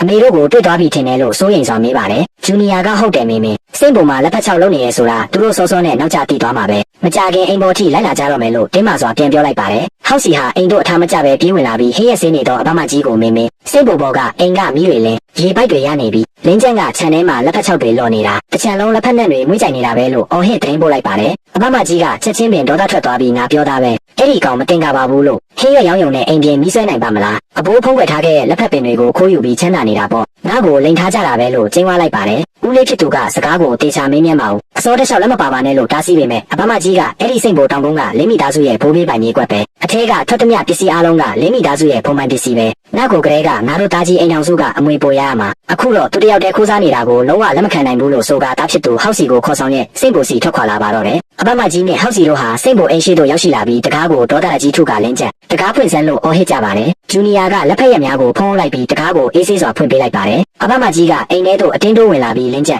နင်းတကယ်ကိုတိုက်တူးတက်တာပဲဒီလိုကောင်းတဲ့လက်ဖက်ပင်တွေကိုဖုံးကွယ်ထားပြီးတိတ်တဆိတ်လက်ဖက်ရောင်ပိုက်ဆံရှာနေတာပေါ့ခုဆွေမျိုးအတိုင်းဝိုင်းကိုတောင်လိန်ထားရဲတယ်ပေါ့လို့လက်ညှိုးထိုးအော်ဟစ်ပါတယ်မိခင်ဖြစ်သူကမမကြီးရဲ့စကားကိုအေးဆေးဆေးပြောကြပါလို့တောင်းပန်ပါတယ်အဖမကြီးကဒီစိတ်ကိုတောင်ကုန်းကဘိုးဘေးတွေပေးခဲ့တဲ့ဖုံးပိုင်ပစ္စည်းပဲနင်တို့ရောင်းရတဲ့လက်ဖက်ပိုက်ဆံတစ်ဝက်နဲ့မြောက်ခန်းထဲကလက်ဖက်ခဲအားလုံးကိုငါတို့အိမ်ကိုချက်ချင်းခွဲပေးရမယ်လို့မတရားရာဇတန်ပေးပါတယ်ဟောက်စီကလည်းဟုတ်တယ်ငါတို့ကတားကြီးအိမ်ထောင်စုပဲမင်းတယောက်တည်းခိုးစားလို့မရဘူးလို့ဝင်ရောက်ပြောဆိုပါတယ်ဂျူနီယာကအဖမကြီးကိုစိုက်ကြည့်လိုက်ပြီးဖုံးပိုင်ပစ္စည်းဟုတ်လားအမွေခွဲတုန်းကစိတ်ပေါ်ကိုမျက်တောင်မပေါက်တဲ့မြေပြက်ကြီးဆိုပြီးကျွန်တော်တို့သားမိကိုစွန့်ပစ်ခဲ့တာမဟုတ်ဘူးလားအခုလက်ဖက်ပင်တွေတွေ့တော့မှဖုံးပိုင်ပစ္စည်းဖြစ်သွားရတာလားလို့တင်းမာစွာပြန်ပြောလိုက်ပါတယ်အဖမကြီးကစကားတွေရှာရှိမနေနဲ့ဒီနေ့လက်ဖက်ခဲတွေကိုမရရင်ငါလုံးဝပြန်မသွားဘူးလို့ဆိုကအိမ်ထဲသို့အတင်းဝင်ရောက်ဖို့ကြိုးစားပါတယ်ဂျူနီယာကအဖမကြီးရှေ့မှာမတ်တရက်ကတားဆီးလိုက်ပြီးအင်ဂျီအိတ်ထဲမှာအဘိုးဖြစ်သူကိုယ်တိုင်ရေးသားခဲ့သောစိတ်ပေါ်လက်ဖက်ချောက်ပြုလုပ်နေမှတ်တမ်းစာအုပ်ကိုထုတ်ယူကအဖမကြီးမျက်နှာရှိသို့ပြလိုက်ပါတယ်ဂျူနီယာကတေချာကြည့်လိုက်ဒါအဘိုးကိုယ်တိုင်ရေးခဲ့တဲ့မှတ်တမ်းပဲစိတ်ပေါ်ကလက်ဖက်ပင်တွေစမ်းရည်နဲ့လက်ဖက်ပြုလုပ်နေပညာအားလုံးကိုကျွန်တော်တယောက်တည်းစီပဲအမွေနဲ့ဖြစ်လွှဲပေးခဲ့တာလင်းမိသားစုရဲ့ဖုံးပိုင်ပစ္စည်းနဲ့ဘာမှမဆိုင်ဘူးလို့ခိုင်မာစွာကြေညာလိုက်ပါတယ်ဟောက်စီကဒီစာအုပ်ကမင်းကိုယ်တိုင်အတူပြုလုပ်ထားတာဖြစ်မှာပေါ့လို့အော်ဟစ်ပြီးအဖမကြီးကလည်းဟုတ်တယ်ဒါအတူပဲအဘိုးကဘယ်တော့မှဒီလိုစာအုပ်မျိုးမရေးခဲ့ဘူးလို့ဆိုကစာအုပ်ကိုလူယူရန်ပြုလုပ်ပါတယ်ဂျူနီယာကအဖမကြီးလက်ကဝတ်ကိုတင်းကျပ်စွာဆုပ်ကိုင်လိုက်ရအဖမကြီးမှာနာကျင်လုံးလို့အားနာတယ်လွတ်ပါဦးလို့အော်ဟစ်သွားရပါတယ်ဂျူနီယာကအဖမကြီးကိုနောက်တော့တွန်းထုတ်လိုက်ပြီးနောက်တစ်ခါထပ်ပြီးပြဿနာလာရှာရင်ကျွန်တော်ရဲစခန်းမှာတိုင်ချက်ဖွင့်မယ်ဒီနေရာကကျွန်တော်ပိုင်နဲ့ပဲအခုချက်ချင်းထွက်သွားကြပါနောက်တစ်ခါအိမ်ထဲကိုအတင်းဝင်ရောက်လာရင်ဒီထက်မကပြင်းထန်တဲ့အရေးယူမှုလုပ်ရလိမ့်မယ်လို့ လို့တင်းမာပြတ်သားစွာရာဇတံပေးလိုက်ပါတယ်ထို့နောက်ဂျူနီယာဒီအိမ်တကားကြီးကိုဒိုင်းခနဲ့ပိတ်ဆို့လိုက်ပါတော့တယ်အဖမကြီးဟာတကားပြင်ဖမနေတဲ့နာကျင်နေသောလက်ကဝတ်ကိုပုတ်တက်ရင်ကောင်းပြီလေလင်းချက်နင်းဆောင်ကြည့်နေပါဒီလိုမရေမြလက်ဖက်တွေကိုနင်းအေးစေးရောင်းရမယ်မထင်နဲ့ငါတို့ကိစ္စမပြီးသေးဘူးလို့ဒေါသတကြီးချင်းဝါကတားဖြစ်သူဟောက်စီကိုဆွဲခေါ်ပြီးအရှက်ရစွာဖြင့်ပြန်လဲထွက်ခွာသွားကြပါတော့တယ်စိတ်ပေါ်တောင်ကုန်းပေါ်မှာနှင်ထုတ်ခံလိုက်ရပြီးနောက်အဖမကြီးဟာစိတ်မကျေနပ်ပဲရွာထဲရှိဆုံးရဲစတိုးဆိုင်ရှိမှာစုဝေးနေကြတဲ့ရွာသားတွေကိုမဟုတ်မမှန်သတင်းတွေစတင်လွှင့်ပါတော့တယ်အဖမကြီးကနင်တို့အားလုံးလင်းကျန်းရဲ့လင်ညာမှုကိုမယုံကြနဲ့ဦးသူ့ရဲ့လက်ဖက်ချောက်တွေကတောက်လို့တော့မရဘူးဓာတ်မြစ်ထားတဲ့စိုက်ပျိုးရေးပိုးသက်ဆေးတွေခိုးရိုက်ထားတာအနက်မွေးအောင်ဆိုပြီးမွေးရနဲ့ဓာတုဆေးတွေပါထည့်ထားတာမြို့ပေါ်ကသူသေးတွေကိုလိန်စားဖို့လုပ်နေတာလို့ကောလာဟလာစတင်ဖြစ်လိုက်ပါတယ်ရွာသားတို့ကလင်းကျန်းရိုးရိုးသားသားကလေးကဒီလိုလုပ်ပါမလားလို့မေးတဲ့အခါအဖမကြီးကရိုးရောင်ဆောင်နေတာစိတ်ဘလိုမျက်တောင်မပေါက်တဲ့မြေပြက်ကြီးမှာဒီလောက်ကောင်းတဲ့လက်ဖက်တွေဒီအတိုင်းဘလို့လုံးထွက်လာမှာလဲဟင်းရက်တွေမှာလည်းဆေးတွေရိုက်ထားတာသွားမဝယ်ကြနဲ့စားလို့ယောဂရရင်ဘယ်သူမှတာဝန်ယူမှာမဟုတ်ဘူးလို့ချင်းချောက်ပြောဆိုပါတယ်ထိုအခါရွာသားများလည်းတန်တရားဝင်သွားကြပါတယ်ထို့နောက်ဂျူနီယာဟာဟင်းရက်တောင်များကိုထမ်းပြီးဈေးစီထွက်ခွာလာစဉ်လမ်းမှာအတော်စလင်းနဲ့တွေ့ဆုံပါတယ်အတော်စလင်းကလင်းကျက်အတော်ပြောတာနားထောင်ပါ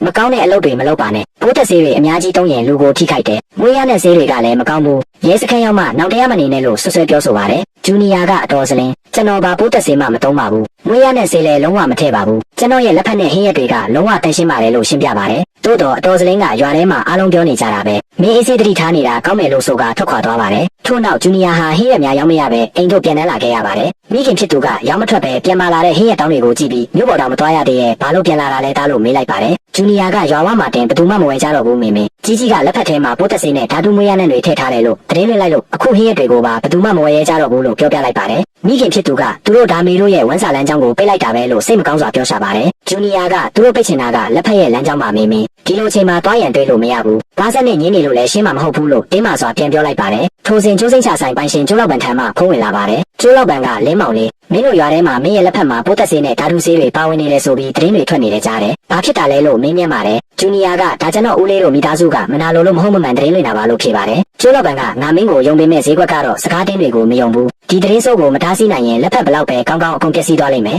ငါတုံကျွမ်းမျိုးကလက်ဖက်6အရေးသွေးစစ်စေးရေးစက်ရုံကပညာရှင်တွေကိုခေါ်ခဲ့မယ်သူတို့ကိုယ်တိုင်လက်ဖက်ရက်ဆိုလက်ဖက်6အားလုံးကိုနမူနာယူပြီးတရားဝင်စစ်ဆေးပေးလိမ့်မယ်အဖြေထွက်လာရင်ကောလာဟလတွေအလိုလိုပျောက်သွားမယ်လို့အကြံပေးလိုက်ပါတယ်ဂျူနီယာကရပါတယ်ကျွန်တော်တို့လက်ဖက်ကစစ်ဆေးမှုကိုလုံးဝရင်ဆိုင်နိုင်ပါတယ်လို့ယုံကြည်မှုရှိစွာပြန်ပြောလိုက်ပါတယ်မိခင်ဖြစ်သူကစစ်ဆေးတာတွေကအလုံးစုံမလားသားရဲ့လို့စိုးရိမ်စွာမေးတဲ့အခါဂျူနီယာကမေမေကျွန်တော်တို့ရဲ့လက်ဖက်ကတဘာဝအတိုင်းစိုက်ပျိုးထုတ်လုပ်ထားတာမို့စစ်ဆေးလေပိုကောင်းလေပါပဲအမှန်တရားကဘာကိုမှကြောက်စရာမလိုဘူးလို့မိခင်ကိုအားပေးလိုက်ပါတယ်နောက်တစ်နေ့မှာတော့ကျိုးလောက်ပန်နဲ့အတူတုံချမ်းမျိုးလက်ဖက်6အရေးသွေးစစ်ဆေးရေးဗဟိုဌာနမှာပညာရှင်2ဦးအင်ဂျင်နီယာလီနဲ့အင်ဂျင်နီယာ1တို့စိတ်ပေါ်တောင်ကုန်းပေါ်သို့ရောက်ရှိလာကြပါတယ်ပညာရှင်များဟာစိတ်ပေါ်စိုက်ခင်းတွင်းသို့တွားရောက်ကလက်ဖက်ရည်စုံများကိုကိုယ်တိုင်ခူးဆွတ်လက်စစ်ဆေးရေးအိတ်ထဲသို့စနစ်တကျထည့်သွင်းနမူနာယူကြပါတယ်ဂျူနီယာကကျွန်တော်တို့ကအပေါင်းမပါစိုက်ပျိုးရေးစနစ်ကိုပဲသုံးတာပါဓာတုပိုးသက်ဆေးလုံးဝမသုံးဘဲမြေကစားဖြစ်တဘာဝတည့်ရဆွေးနဲ့စိတ်ပေါ်ဆန်းရည်ကိုပဲသုံးပါတယ်လို့ရှင်းပြပါတယ်ပညာရှင်များကစမ်းရည်နမူနာကိုပါရယူကြပါတယ်ထို့နောက်အိမ်ရှိမြေအိုးထဲမှာလော်ဘီတာလက်ဖက်6နမူနာများကိုပါရယူကတစိတ်ခတ်ပြီးစာချုပ်ပေါ်မှာလက်မှတ်ရေးထိုးကြပါတယ်ကျိုးလောက်ပန်က3ရက်အတွင်းအဖြေထွက်လာပါလိမ့်မယ်လို့ပြောကြားသွားပါတယ်3ရက်ကြာမှာတော့တရားဝင်စစ်ဆေးရေးအဖြေလွှာစာအိတ်ကြီးရောက်ရှိလာပါတယ်မိခင်ဖြစ်သူကစိုးရိမ်တကြီးစောင့်ကြည့်နေစဉ်ဂျူနီယာကစာအိတ်ကိုဖွင့်ကာစစ်ဆေးရေးအဖြေလွှာကိုဖတ်ပြလိုက်ပါတယ်ဂျူနီယာကမေမေစစ်ဆေးရေးအဖြေထွက်လာပြီးစိုက်ပျိုးရေးပိုးသက်ဆေးလုံးဝမပါဝင်ပါဓာတုမွေးရတဲ့ဆေးများလုံးဝမပါဝင်ပါအဆင့်မြင့်တဘာဝအော်ဂဲနစ်လက်ဖက်စိမ်းစစ်စစ်အဖြစ်တရားဝင်အတိအမှတ်ပြုကြောင်းပါလာပြီးလို့အော်ဟစ်ကြေညာလိုက်ပါတယ်မိခင်ဖြစ်သူဟာထိုတရားဝင်အတိအမှတ်ပြုစာရွက်ကိုလက်ဖြင့်စုပ်ကင်ထားရင်မဟုတ်မမှန်ဆွဆွဲချက်များမှကင်းလွတ်သွားခဲ့ပြီးဖြစ်တာကြောင့်ဝမ်းသာပီတိမျက်ရည်များဒလဟောကြဆင်းလျက်ကောင်းလိုက်တာသားရဲ့တကယ်ကိုကောင်းလိုက်တာလို့မူကျွေးဝမ်းသာအားရပြောလိုက်ပါတယ်စိတ်ပေါ်တောင်ကုန်းပေါ်ရှိအိမ်ရှိတွင်ကျိုးလောက်ပန်နဲ့ဂျူနီယာတို့စာချုပ်ကိစ္စဆွေးနွေးနေကြပါတယ်ကျိုးလောက်ပန်ကမင်းရဲ့လက်ဖက်6အရေးသွေးကတုံချောင်းမျိုးရဲ့အစင်းမြင့်လက်ဖက်ရည်ဆိုင်တွေမှာထားရင်တပိတာကို2000ပေးရင်တော့လူဝယ်ကြမှာပဲလို့ချီးကျူးလိုက်ပါတယ်ဂျူနီယာက2000ဆိုတဲ့ဈေးနှုန်းထက်အရေးသွေးတည်ငြိမ်ဖို့ကပိုရေးကြီးပါတယ်လို့အေးဆေးစွာပြန်ပြောပါတယ်ကျိုးလောက်ပန်ကဒီစကားကိုငါသဘောကျတယ်လို့ဆိုကစာချုပ်စာရွက်များကိုထုတ်ယူလိုက်ပါတယ်ဒီနှစ်ကိုလက်ဖက်6ပိတာ900စိတ်ပေါ်ကနေပံပိုးပေးရမယ်တပိတာကို800နှုန်းနဲ့တွက်ချက်ပြီးစာချုပ်ကြေးစာအိတ်အဖြစ်ငွေ1000အရင်ပေးမယ်နောက်မှအတုပ်လိုက်ငွေချေကြတာပေါ့လို့ရှင်းပြပါတယ်ဂျူနီယာကစာချုပ်ထဲတွင်ဖြစ်ဆွတ်ချက်ရေးသားလိုက်ပြီးဒီနှစ်ကိုပိတာ900ဆိုတာအများဆုံးပမာဏပါပဲအရေးသွေးမမီရင်ပမာဏနေသွားပါစေစီကံမမီပဲမတန်မရာစီကံမဲ့မလုပ်နိုင်ဘူးလို့ဆိုပါတယ်ကျိုးလောက်ပန်ကမင်းရဲ့စီကံတိုင်းပဲစာချုပ်ထဲဖြစ်ဆွတ်လိုက်မယ်လို့သဘောတူကစာချုပ်ပေါ်တွင်လက်မှတ်ထိုးလိုက်ကြပါတယ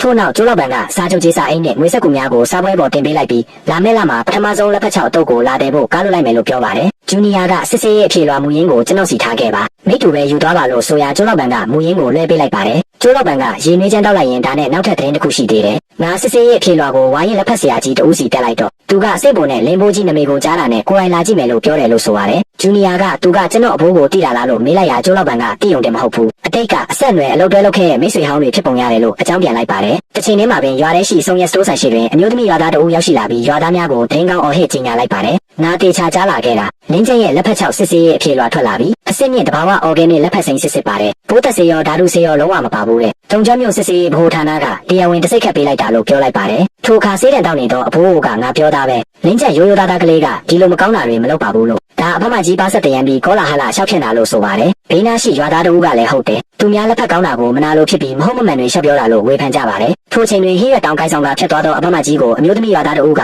ချို့လူတွေကသမင်းကိုကြိုက်တယ်လို့စားလို့ရပေမဲ့စကားကိုတော့ရှောက်မပြောရဘူးသူများရဲ့စီးပွားရေးကိုမဟုတ်မမှန်ဆွဆွဲရင်ဝယ်လဲတက်တယ်လို့ထိရောက်စွာလောင်ပြောင်လိုက်ပါတယ်ရွာသားများဤကဲရှုတ်ချမှုကိုခံလိုက်ရတော့အဖမကြီးဟာအဆက်ရစွာဖြင့်အိမ်တို့ခင်းချင်းပြန်ပြေးသွားရပါတော့တယ်အိမ်တို့ပြန်ရောက်တော့ခါအဖမကြီးဟာဒေါသတကြီးဖြင့်ဟင်းရတောင်ကိုရိုက်ချလိုက်ပြီးစစ်စေးရဲ့ဖြေလွှာစာရက်တရက်တဲနဲ့ရွာသားတွေကိုလှည့်စားသွားတာပဲလို့အော်ဟစ်ပါတယ်သူမိအမျိုးသားဦးလေးဖြစ်သူကတော်လိုက်တော့စိတ်ပေါ်လက်ဖက်ပြဿနာကိုထပ်ပြီးမရှုပ်ပါနဲ့တော့ရွာထဲမှာအဆက်ကွဲတာနင်းနေသေးလို့လားလို့ဟဟပတ်ပတ်ကျဲမောင်းလိုက်ပါတယ်ဟောက်စီကလည်းခေါင်းငုံကငြင်းနေရပါတော့တယ်ထို့နောက်စိတ်ပေါ်အိမ်ရှိတွင်ဂျူနီယာနှင့်မိခင်ဖြစ်သူတို့ရောက်ရှိနေစဉ်ညနေဆောင်ချိန်၌လက်ဆွဲအိတ်တလုံးကိုင်ဆောင်ထားသောတက်လက်ပိုင်းအမျိုးသားကြီးတဦးတကားဝသို့ရောက်ရှိလာပါတယ်ထိုအမျိုးသားကြီးကဂျူနီယာကိုစက်ကြည့်ကမင်းကလင်းဘိုးကြီးရဲ့မြေကြီးလင်းချက်မဟုတ်လားလို့မေးလိုက်ပါတယ်ဂျူနီယာကဟုတ်ပါတယ်အဘိုးကဘသူပါလဲလို့ပြန်မေးပါတယ်ထိုအမျိုးသားကြီးကငါနာမီချန်နယ်ရှပ်ပါမင်းရဲ့အဘိုးနဲ့နှစ်ပေါင်းများစွာအတူတကွလက်ဖက်ချောက်လုပ်ခဲ့ကြတဲ့မိတ်ဆွေဟောင်းကြီးပေါ့ဘာသာရဲ့အရာဆိုရင်တော့မင်းကငါ့ကိုချန်ဘိုးဘိုးလို့ခေါ်ရမှာပေါ့လို့မိတ်ဆက်လိုက်ပါတယ်မိခင်ဖြစ်သူကမှတ်မိသွားပြီးအဘိုးမတည်ခင်တုန်းကဘေးရွာမှာချန်ဆရာကြီးဆိုတာရှိတယ်လို့ခွင့်တောင်းပြောပူပါတယ်အဘိုးကိစ္စမတိုင်ခင်ကခဏခဏတန်းနေခဲ့တာပါလို့ဝမ်းသာအားရပြောပြပါတယ်ချန်ရှုကုန်းကစိတ်ပေါ်တောင်ကုန်းကိုကြည့်ရင်သူစိတ်ပေါ်ကြောင်းအရင်ကမပြောခဲ့တာမဟုတ်ပါဘူးအချိန်မတန်သေးလို့မပြောခဲ့တာပါလို့ဆိုကအိတ်ထဲမှာပစ္စည်းချုပ်ကိုထုတ်ယူလိုက်ပါတယ်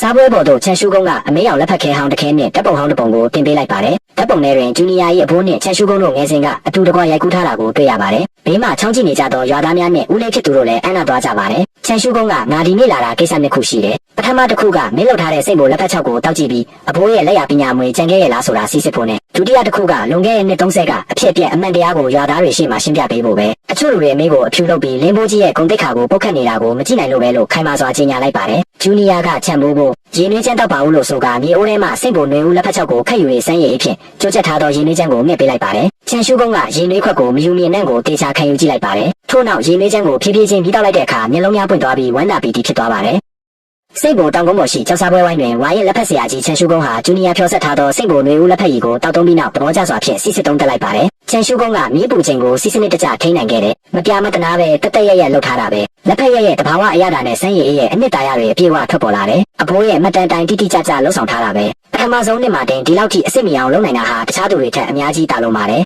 လင်းဘိုးကြီးရဲ့လက်ဖက်ပညာမွေလက်ရစစ်စစ်လုံးဝမပြောက်ပြတ်သေးပါဘူးလို့ချီးကျူးစကားဆိုပါတယ်ထို့နောက်ဘေးနားတွင်စုဝေးကြည့်ရှုနေကြသောရွာသားများကိုလက်ကြည့်ကချန်ရှုကုန်းကလွန်ခဲ့တဲ့နှစ်30တုန်းကမင်းတို့ရဲ့အဘိုးလင်းလောက်ကဟာဒီနေ့တစ်ဝိုက်မှာအတော်ဆုံးနံပါတ်1လက်ဖက်ဆရာကြီးပဲသူပြုလုပ်တဲ့စိတ်ပေါ်လက်ဖက်ချောက်ဆိုရင်ပြည်နယ်မြို့တော်ကလက်ဖက်ကုန်တီတွေကမော်တော်ကားတွေနဲ့အိမ်ထိလာရောက်ဝယ်ယူကြတာမိုက်ဆိုင်ရှိရင်တော့လူဝယ်ရတဲ့အထိနာမည်ကြီးခဲ့တာပါလို့အတိတ်သမိုင်းကိုပြောပြလိုက်ပါတယ်ရွာသားတို့ကအန်းကားစွာဖြင့်စိတ်ပေါ်ကအရင်ကတကယ်ပဲဒီလောက်ကောင်းမွန်တဲ့လက်ဖက်ချောက်တွေထွက်ရှိခဲ့တာပါလားလို့ရေးရွတ်လိုက်ပါတယ်ချန်ရှုကုန်းကဆက်လက်ရေးထွက်ခဲ့ရုံတင်မဟုတ်ဘူးနာမည်ကျော်ကြားခဲ့တာပါအဲ့ဒီအချိန်တုန်းကတာကြီးလင်းချန်ကျွန်းကမင်းတို့အဘိုးစီမှာလက်ဖက်လုပ်နည်းပညာကို3နှစ်ကြာသင်ယူခဲ့ဘူးလေပညာဆုံးခါနီးချိန်မှာတော့သူဟာမတမာတဲ့စိတ်တက်ဝင်လာပြီးလမ်းမကိုရှောက်လန်းခဲ့ပါတယ်လို့ဆိုပါတယ်ချန်ရှုကုန်းကလက်ဖက်ခဲဟောင်းကိုကင်မြောက်လိုက်ရင်ကောင်းမွန်တဲ့လက်ဖက်ချောက်ဆိုတာကျွမ်းကျင်မှုပညာတင်မကပဲစိတ်တက်ရိုးသားမှုကိုပါအဓိကအခြေခံရတာလက်ဖက်ရဲ့တကယ်ရှော့လိုက်ရင်အရသာပေါ်ပြတ်သွားတယ်လော်ရဲစေတနာရှော့လိုက်ရင်ရမ်းနှံ့ပြောက်သွားတယ်မကောင်းတဲ့လက်ဖက်ညံ့တွေကိုလက်ဖက်ကောင်းတွေနဲ့ရောနှောပြီးကုန်တီတွေကိုခိုးရောက်လိုက်ရင်တစ်ချိန်တစ်ခါလင်ညာလို့ရနိုင်ပေမဲ့ဘဝတစ်လျှောက်လုံးရဲ့ကုန်တိတ်ခါကိုတော့ရိုက်ချိုးလိုက်တာနဲ့အတူတူပဲလို့ရှင်းပြပါတယ်ချန်ရှုကုန်းကအဖြစ်အပျက်အမှန်ကိုဆက်လက်ဖော်ထုတ်လိုက်ပြီးလင်းချန်ကျွန်းဟာအဲ့ဒီတုန်းကဒီလိုရုံမာတဲ့အလုပ်ကိုလုပ်ခဲ့တာပဲပြုလုပ်တဲ့အဆင့်တန်းတွေကိုခိုးယူလျှော့ချခဲ့တယ်အဆင့်နှိမ့်လက်ဖက်တွေကိုအဆင့်မြင့်လက်ဖက်တွေနဲ့ရောနှောပြီးအပြင်ကုန်တီတွေကိုတိတ်တဆိတ်ခိုးရောက်ခဲ့တယ်မင်းတို့အဘိုးတီသွားတဲ့အခါဒေါသထွက်လုံးလို့အပြင်းထန်ဖျားနာခဲ့ရတယ်ယောဂတက်တာသွားတဲ့အခါမှာတော့လင်းချန်ကျွန်းကိုပညာမွေကနေလုံးဝနင်းထုတ်လိုက်ပြီးနောက်လက်ဖက်လုံးဝမလုပ်ရဘူးလို့တားမြစ်လိုက်တာပဲဒါပေမဲ့တားကြီးရဲ့ဂုံတိတ်ခါကိုငဲ့ညာတဲ့အတွက်အဖြစ်အပျက်ဆိုးတွေကိုရွာထဲမှာအကုန်ထုတ်မပြောခဲ့တာပါလို့ကြေညာလိုက်ပါတယ်ထိုအခါရွာသားများကောဒါကြောင့်အဘိုးကြီးကတားကြီးကိုလက်ဖက်မလုပ်ခိုင်းတော့တာကိုဒီနှစ်တွေမှာတားကြီးမိသားစုကအဘိုးကြီးမျက်နှာလိုက်တယ်လို့ရွာထဲမှာရှောက်ပြောနေတာတကယ်တော့ကိုတက်ကြောင့်ပညာမွေမရခဲ့တာပဲလို့ဝိုင်းဝန်းခဲ့ကြပါတော့တယ် ချန်ရှုကုန်းကမင်းတို့အဘိုးကတားကြီးဟာလောဘကြီးလုံးလို့ဒီပညာကိုသူ့ထံလွှဲပေးလိုက်ရင်စိတ်ဘိုလက်ဖက်ရဲ့ဂုဏ်သတင်းပျက်စီးသွားလိမ့်မယ်ဆိုတာသိခဲ့တယ်။ဒါကြောင့်မို့လို့စိတ်ဘိုတောင်ကုန်းပေါ်ကကြောက်ထုထက်တဲ့နေရာမှာလက်ဖက်ပင်တွေကိုတိတ်တဆိတ်ဆက်ပြိုးထားခဲ့ပြီးအပြင်လူတွေကိုတော့စိတ်ဘိုဟာမျက်တောင်မပေါက်တဲ့မြေပြက်ကြီးလို့လိန်ညာပြောဆိုခဲ့တာပါ။ဒါဟာမြေခွက်ကိုဖုံးကွယ်ထားတာတည်းမဟုတ်ပဲလူတွေရဲ့လောဘကိုပါတောခတ်ထားခဲ့တာပဲ။စိတ်တက်ရိုးသားဖြောင့်မတ်တဲ့မျိုးဆက်တဲ့ရောက်ရှိလာပြီးဒီလက်ဖက်ပညာအမွေကိုကိုယ်တိုင်တူးဖော်ယူမဲ့နေကိုအဘိုးကြီးစောင့်ဆိုင်နေခဲ့တာဖြစ်ပါတယ်လို့ရှိုးဝက်ချက်ကိုဖွင့်ဟလိုက်ပါတယ်။ထို့နောက်ချန်ရှုကုန်းကအိတ်ထဲမှာစာရွက်စာတမ်းများကိုထုတ်ယူလိုက်ပြီးပထမဆုံးကိစ္စအနေနဲ့ဂျူနီယာရဲ့ဖခင်လုပ်ငန်းခွင်မှာကွယ်လွန်စဉ်ကရရှိခဲ့တဲ့ရော်ချင်းငွေ30တောင်းကိစ္စပဲလို့ဆိုလိုက်ပါတယ်။မိခင်ဖြစ်သူကအံ့အားစွာဖြင့်ရော်ချင်းငွေကနှစ်တောင်းပဲကျန်တော့ပြီးကျန်တာအဘိုးရဲ့စေကူတာစရိတ်မှာကုန်သွားတယ်လို့ပြောခဲ့ကြတာမဟုတ်ဘူးလားလို့မေးပါတယ်။ချန်ရှုကုန်းကဗန်စရင်မှတ်တမ်းများကိုထုတ်ပြကစေကူတာစရိတ်မဟုတ်ပါဘူး။ရော်ချင်းငွေကျလာတော့ကလင်းကျန်ကျွင်းကတာကြီးဆိုတဲ့အခွင့်အာဏာနဲ့ဘဏ်ကနေ30တောင်းအပြည့်အဝသွားရောက်ထုတ်ယူခဲ့တာပါ။သားမီးနဲ့ဦးကိုကြည့်ရှုပေးမယ်လို့အပြောနဲ့နှစ်တောင်းပဲခွဲပေးခဲ့ပြီးကျန်တဲ့10တောင်းကိုသူ့ရဲ့ကိုယ်ပိုင်စီးပွားရေးရွှေ့ပြောင်းသုံးစွဲပြီးခဲ့တာပါလို့အမှန်တရားကိုထုတ်ဖော်လိုက်ပါတယ်။ရွာသားများကဟာ10တောင်းဆိုတာလူတက်နဲ့လဲထားတဲ့ငွေပဲ။မူဆိုးမနဲ့မိဘမဲ့ကလေးကိုဒီလောက်ထိမတရားနိုင်ထက်စီးနေလို့ရကြတယ်။တကယ်ကိုရက်စက်လုံးကြတာပဲလို့ဒေါသနာကြီးအော်ဟစ်ကြပါတယ်။မိခင်ဖြစ်သူလည်းဝမ်းနည်းစွာဖြင့်ကျမမှာအတုံးမကျလို့အမျိုးသားချန်ထားခဲ့တဲ့ငွေတွေကိုမထိန်သိမ်းနိုင်ခဲ့ဘူးလို့ဒီနှစ်တွေကြာကြီးထင်နေခဲ့တာပါလို့ငိုကြွေးရှာပါတယ်။ချန်ရှုကုန်းကအဘိုးကြီးရှိုးဝက်စင်းစာအုပ်ကိုပြတာကဒါအဘိုးတိတ်စိတ်မှတ်သားထားခဲ့တဲ့စင်းစာအုပ်ပဲ။ငွေဝင်ငွေထွက်အားလုံးကိုအဘိုးတေချာရေးထားခဲ့တာပါ။လင်းဘိုးကြီးကမသိတာမဟုတ်ဘူး။ဒါကြီးနောင်တရပြီးပြန်လာမယ့်နေ့ကိုမျှော်လင့်နေခဲ့တာပါလို့ရှင်းပြပါတယ်။ထိုစဉ်အဖမကြီးရောက်ရှိလာပြီးနင်တို့အားလုံးစင်ကားပြီးငါတို့ကိုမဟုတ်မမှန်ဆွဆွဲနေကြတာပဲ။ဒီစာရက်စာတမ်းတွေအားလုံးအတူတွေပဲ။ချန်ရှုကုန်းနင်ကအပြစ်လိုပါငါတို့လိမ့်မိသားစုကိစ္စကိုဝင်ရောက်ဆွတ်ဖက်เสียမလို့ဘူးလို့ဒေါသနာကြီးအော်ဟစ်ရန်တွေ့ပါတယ်ချန်ရှုကုန်းကတင်းမာစွာဖြင့်ဒါတွေအားလုံးလင်းဘိုးကြီးကိုယ်တိုင်ငါလက်ထက်အကန်ခဲ့တဲ့အထောက်ထားတွေပဲဒုတိယကိစ္စအနေနဲ့အမွေခွဲတုန်းကအဘိုးမတည်ခင်ကျွေးမိနဲ့တောင်းတင်ကြံခဲ့လို့တာမီနဲ့ဦးကိုထက်ဆက်ခိုင်းတဲ့အကျွေးစာချုပ်ဆိုတာလည်းအတူပဲလို့ကြေညာလိုက်ပါတယ်အဖမကြီးကအဲ့ဒီအကျွေးစာချုပ်ကိုငါမျက်စိနဲ့တိုက်ရိုက်တွေ့ခဲ့တာပါလို့ညင်းဆိုပေမဲ့ချန်ရှုကုန်းကအဲ့ဒီစာချုပ်ကလင်းချန်ကျွင်းကိုယ်တိုင်ရေးဆွဲထားတဲ့စာချုပ်တူပဲအဘိုးမတည်ခင်ကလေးကစုံစမ်းပြီးစီးခဲ့ပြီးဘာကျွေးမှမရှိခဲ့ပါဘူးအဘိုးကတားကြီးကိုမျက်နှာရစေခြင်းလို့ပွဲလန့်တော့အလိုက်တင်နေခဲ့ရင်မဲ့တားကြီးကတာမီနဲ့ဦးကိုအနိုင်ကျင့်လာရင်ဒီထောက်ထားတွေကိုထုတ်ယူပြီးကလေးအတွက်အကာအကွယ်ပေးဖို့ငါ့ကိုမှာကြားခဲ့တာပါလို့ဆိုရတယ်ရွာသားများကအဖမကြီးကိုဗန်စစ်စေးရေးစာရွက်တွေကိုအဘိုးရဲ့လက်ရေးစာအုပ်တွေကိုဘယ်လိုလုပ်အတုလုပ်လို့ရမှာလဲအကျွေးတူတွေနဲ့မူဆိုးမကိုနင်းထုတ်ခဲ့တာတကယ်ကိုစိတ်တရုံမှလုံးကြတာပဲလို့အပြစ်တင်မောင်းထုတ်ကြပါတယ်ဂျူနီယာကအဘိုးကအဆအဆုံးအဘိုးကြီးစီမျက်နှာသာပေးခဲ့ရင်မဲ့အဘိုးကြီးကတော့ဂုံတိတ်ခါကိုလုံးဝမလိုချင်ခဲ့ဘူးပဲလို့အေးဆေးစွာပြောလိုက်ပါတယ်ချန်ရှုကုန်းကအထောက်ထားအိတ်ကိုဂျူနီယာ၏လက်ထဲသို့လွှဲပြောင်းပေးလိုက်ပြီးဒါတွေအားလုံးအဘိုးမင်းစီပေးခဲ့တဲ့ပစ္စည်းတွေရဲ့လူရင်းပိုင်ရှင်စီပြန်ရောက်သွားပါပြီဒီထောက်ထားတွေကိုဒီမာတင်ပြောနေလို့မပြီးဘူးမနေ့ပြန်ကြီးကကော်မတီရုံးကိုသွားပြီးတရားဝင်အမှန်တရားရှာဖွေရမယ်လို့အကြံပေးလိုက်ပါတယ်ဂျူနီယာကအထောက်ထားများကိုရင်ဘတ်အိတ်ထဲသို့တေချာထည့်သွင်းလိုက်ပါတယ်နောက်တစ်နေ့နံနက်ပိုင်းတွင်ကြီးကကော်မတီဥက္ကဋ္ဌရောက်ရှိလာပြီးရွာသူရွာသားအားလုံးကိုရွာလယ်ကွင်းပြင်သို့စုဝေးစေပါတယ်စားပွဲဝိုင်း၏တစ်ဖက်တွင်အဖမကြီးဦးလေးဖြစ်သူလင်းချန်ကျွင်းနဲ့တားဖြစ်သူတို့အဆက်ရစွာခေါင်းပုံရက်တက်နေကြပြီးအခြားတစ်ဖက်တွင်ဂျူနီယာနဲ့မိခင်ဖြစ်သူတို့ရက်တည်နေကြပါတယ်ဒေသဝန်ကျင်တွင်ရွာသားများကဝိုင်းဝန်းဆောင်ကြည့်နေကြပါတယ်ကြီးကကော်မတီဥက္ကဋ္ဌကစားပွဲပေါ်ရှိစားရက်စာတမ်းများကိုကိုင်းဆောင်ကဒီနေ့ရွာသားအားလုံးကိုစုဝေးခေါ်ယူရတာကတော့လင်းမိသားစုရဲ့မတရားအမွေခွဲဝေမှုနဲ့ပတ်သက်ပြီးကိစ္စနှစ်ခုကိုတရားဝင်ရှင်းလင်းကြေညာပေးဖို့ဖြစ်ပါတယ်လို့ဒီမှာပြတ်သားသောလေးတန်းဖြင့်စတင်မိန့်ခွန်းပြောကြပါတော့တယ်ကျေးရွာကော်မတီရုံးရှိလူထုစုဝေးပွဲမှာကျေးရွာဥက္ကဋ္ဌကစာရွက်စာတမ်းများကိုကိုင်းဆောင်ကရွာသားများရှေ့မှာတရားဝင်ကြေညာလိုက်ပါတယ်။ဥက္ကဋ္ဌကပထမဆုံးကိစ္စကတော့လင်းကျန်ရဲ့လက်ဖက်ချောက်ကိစ္စဖြစ်ပါတယ်။တုံကျွမ်းမြို့လက်ဖက်ချောက်အရေးသွေးစစ်စေးဗဟိုဌာနကတရားဝင်အပြေလွှာထွက်လာပါပြီ။အစစ်မြင့်တဘာဝအော်ဂဲနစ်လက်ဖက်စိမ်းစစ်စစ်ဖြစ်ပြီးပိုးတက်စေရောဓာတုမွေးရနဲ့ဆေးတွေပါလုံးဝမပါဝင်ပဲတန်ရှင်းစင်ကြယ်ပါတယ်။အရင်ကထွက်ပေါ်ခဲ့တဲ့ဒင်းဆိုးတွေဟာမဟုတ်မမှန်ကောလာဟလဆွဆွဲချက်တွေပဲဖြစ်ပါတယ်လို့ကြေညာလိုက်ပါတယ်။ထို့နောက်ဥက္ကဋ္ဌကဆက်လက်ပြီးဒုတိယကိစ္စကတော့လင်းမိသားစုအမွေခွဲစဉ်ကလျော်ချင်းဝင်တဲ့အကျွေးကိစ္စဖြစ်ပါတယ်။ချန်ရှုကုန်းဆရာကြီးယူဆောင်လာတဲ့မူရင်းစာရွက်စာတမ်းတွေနဲ့ဗန်ငွေထုတ်မှတ်တမ်းတွေအရလင်းကျန်ရဲ့ဖခင်ကွယ်လွန်စဉ်ကရရှိခဲ့တဲ့ရော်ချင်းငွေ30တောင်းနဲ့လင်းကျန်ကျွင်းက10တောင်းကိုကိုယ်ပိုင်သုံးစွဲပြီးခဲ့ပါတယ်။ဒါ့အပြင်အမွေခွဲစဉ်ကအဘိုးဖြစ်သူတင်ကြံခဲ့တဲ့ဆိုတဲ့အကျွေးနှစ်တောင်းဆိုတာလည်းလင်းကျန်ကျွင်းကိုယ်တိုင်ဖန်တီးထားတဲ့စာချုပ်တူပဲဖြစ်ပါတယ်လို့အမှန်တရားကိုဖွင့်ချလိုက်ပါတယ်။ရွာသားများကဒေါသအကြီးဖြင့်လူတက်နဲ့လဲထားတဲ့ရော်ချင်းငွေကိုပါခိုးယူရတယ်။မိဘမဲ့သားမိကိုအနိုင်ကျင့်တာတကယ်ကိုရက်စက်လုံးကြတာပဲလို့ဝိုင်းဝန်းအပြစ်တင်ကြပါတယ်။မိခင်ဖြစ်သူလည်းဝမ်းနေပြီးဒီမျက်ရည်များကျဆင်းလာပါတယ်။အဖမကြီးကမခံမရနိုင်ပဲစားပွဲစီတို့ပြေးလာကဒါတွေအားလုံးအတူတွေပါ။လင်းကျန်ကပိုက်ဆံပေးပြီးခိုင်းထားတာနင်တို့အားလုံးပေါင်းပြီးငါတို့ကိုထောင်ဖမ်းတာလို့အော်ဟစ်ညှင်းဆန်ပါတယ်။ဥက္ကဋ္ဌကဗန်စစ်စေးစာရွက်များကိုပြတာကဗန်မတ်တန်းတွေကိုအတုလုပ်လို့မရဘူး။အခုပဲတုံကျွမ်းမြို့ဗန်စီသွားပြီးစီးစစ်မလား။အဘိုးရဲ့လက်ရေးစင်းစာအုပ်ကိုရောရွာထဲကလူကြီးတွေကိုပြလိုက်ရမလားလို့ဆိုလိုက်ရရွာထဲမှာအဘိုးတို့တူကကြည့်ရှုပြီးဒါဘိုးကြီးရဲ့လက်ရေးစစ်စစ်ပါပဲ။ဘာမှညှင်းလို့မရဘူးလို့ထောက်ခံလိုက်ပါတယ်။ရွာသားများကလည်းသူများသားမိကိုမတရားအနိုင်ကျင့်ခဲ့တာအခုမှပေါ်လာပဲလို့ကဲ့ရဲ့ကြပါတယ်။ထိုစဉ်ဦးလေးဖြစ်သူကြီးတားလင်းဟောက်ထံသို့ဖုံးတကောဝင်ရောက်လာပါတယ်။လင်းဟောက်ကတုံလို့စွာဖြင့်ဖုံးကိုကိုက်လိုက်ပြီးနောက်အဖေကုမ္ပဏီကဖုံးဆက်တာကျွန်တော်တို့မိသားစုနမီပြက်နေလို့ကုမ္ပဏီတက်ခါထိခိုက်တယ်ဆိုပြီးအလုပ်ကနေထုတ်ပြစ်လိုက်ပြီလို့မိုးယောကပြောလိုက်ပါတယ်။ရွာသားများကထိုစကားကိုကြားတော့ခါဟာထားဝဲလဲတာပဲဒါဖြစ်သူအဲကွန်ကန်နဲ့ထိုင်နေရတယ်ဆိုပြီးအမြဲကြောက်ရနေတာအခုတော့အလုပ်ပြုတ်ပြီလို့လောင်ပြောင်လောင်ရကြပါတော့တယ်။ဦးလေးဖြစ်သူလင်းကျန်ကျွန်းနဲ့ရှက်ရွံ့စွာဖြင့်ဇနီးနဲ့သားဖြစ်သူကိုဆွဲခေါ်ကရွာသားများဤကဲ့ရဲ့တံများကြမှာအဆက်တကွဲထွက်ပြေးသွားကြရပါတယ်။မိခင်ဖြစ်သူကဂျူနီယာကိုဖတ်ထားရင်ဒီနှစ်တွေကြာကြီးခံခဲ့ရသမျှအခုမှပဲအမှန်တရားပေါ်ပေါက်တော့တယ်လို့မိုးယောပြောရှာပါတယ်။ဂျူနီယာကအမှန်တရားပေါ်ပြီးပြီမို့လို့ကျွန်တော်တို့အနာဂတ်အတွက်ရှေ့ဆက်ကြတာပေါ့မေမေလို့အားပေးလိုက်ပါတယ်။ ကျေးရွာဥက္ကဋ္ဌကဂျူနီယာစီလျှောက်လာပြီးလင်းချက်စိတ်ဘိုလက်ဖက်လုပ်ငန်းကိုရွာကသဘောတူထောက်ခံပါတယ်မနေ့ပြန်ရုံးခန်းကိုလာခဲ့ပါမြေကွက်ငားရမ်းမှုစာချုပ်တရားဝင်ချုပ်ဆိုကြတာပေါ့လို့ပြောကြပါတယ်နောက်တနေ့ကျေးရွာကော်မတီရုံးခန်းအတွင်းကဥက္ကဋ္ဌကစာချုပ်ပေါ်တွင်တစိတ်ခတ်ပေးလိုက်ပြီးစိတ်ဘိုတောင်ကုန်းကြောက်ထုထက်တဲ့မြေကွက်တစ်ခုလုံးကိုနှစ်30တရားဝင်ငားရမ်းခွင့်စာချုပ်ချုပ်ပေးလိုက်ပြီးငားရမ်းကကိုတော့ရွာရဲ့အနည်းဆုံးနှုန်းထားနဲ့တတ်မှတ်ပေးထားတယ်ဒါဟာမင်းကိုမျက်နှာသာပေးတာမဟုတ်ဘူးမင်းရဲ့လက်ဖက်လုပ်ငန်းအဆင်ပြေရင်ရွာအတွက်ပါလမ်းတစ်ခုပွင့်လာမှာမို့လို့ပဲလို့ရှင်းပြပါတယ်ဂျူနီယာကကျွန်တော်စွမ်းကုန်စူးစမ်းပါမယ်လို့ဆိုရဥက္ကဋ္ဌကအစွမ်းကုန်စူးစမ်းရုံတင်မကဘူးလက်ဖက်ဆိုတာအရေးတွေးတည်ငြိမ်ဖို့လိုတယ်တစိမ့်နမီပြတ်သွားရင်ပြန်ထူထောင်ဖို့ခက်တယ်လို့မှာကြားပါတယ်ဂျူနီယာကကျွန်တော်နားလည်ပါတယ်နည်းနည်းပဲထုတ်နိုင်ပါစေလိန်ညာရောင်းချတာမျိုးလုံးဝမလုပ်ပါဘူးလို့ကတိပေးလိုက်ပါတယ်ဥက္ကဋ္ဌကစာချုပ်ကိုလွှဲပြောင်းပေးရင်စိတ်ဘိုဆက်ပြောပိုင်ခွင့်ကမြင်းလက်ထဲရောက်သွားပြီးဘယ်သူမှမတရားလာမရှုပ်ရဲတော့ဘူးစိတ်ဘိုအဟောင်းလက်ဖက်ဆိုတဲ့တစိမ့်နမီသုံးဖို့လဲမြို့ပေါ်မှာတရားဝင်မှတ်ပုံတင်စာရဲစာတမ်းတွေတင်ပေးထားတယ်လို့ဝမ်းသာစရာပြောလိုက်ပါတယ်ဂျူနီယာရုံးခန်းပြင်သို့ထွက်လာတော့အခါရွာသားများစွာရောက်ရှိစောင့်ဆိုင်နေကြပါတယ်အတော်ဖြစ်သူရွာသူတို့ကလင်းကျန်ရင်နေ့ဆက်ပြောရေးလုပ်ငန်းတိုးချင်ရင်အလုပ်သမားတွေလိုမလားအတော်ငယ်ငယ်တုန်းကလက်ဖက်ဆက်ရုံမှာလုပ်ခဲ့ဘူးလို့လက်ဖက်ခူးတာအရန်မြင်ပါတယ်လို့လာရောက်လျှောက်ထားပါတယ်အခြားရွာသားတို့ကလည်းကျွန်တော်လည်းအလုပ်ရုံဆောက်တာလိုင်းကင်းတာတွေကူညီပေးနိုင်ပါတယ်အရင်ကကောလာဟလတွေယုံပြီးရှောက်ပြောမိတာကိုစိတ်ထဲမထားပါနဲ့နော်လို့တောင်းပန်ကြပါတယ်ဂျူနီယာကနောက်နေ့ရက်ကျရင်အလုပ်ခေါ်စာကိုရွာဝမှာကပ်ပေးပါမ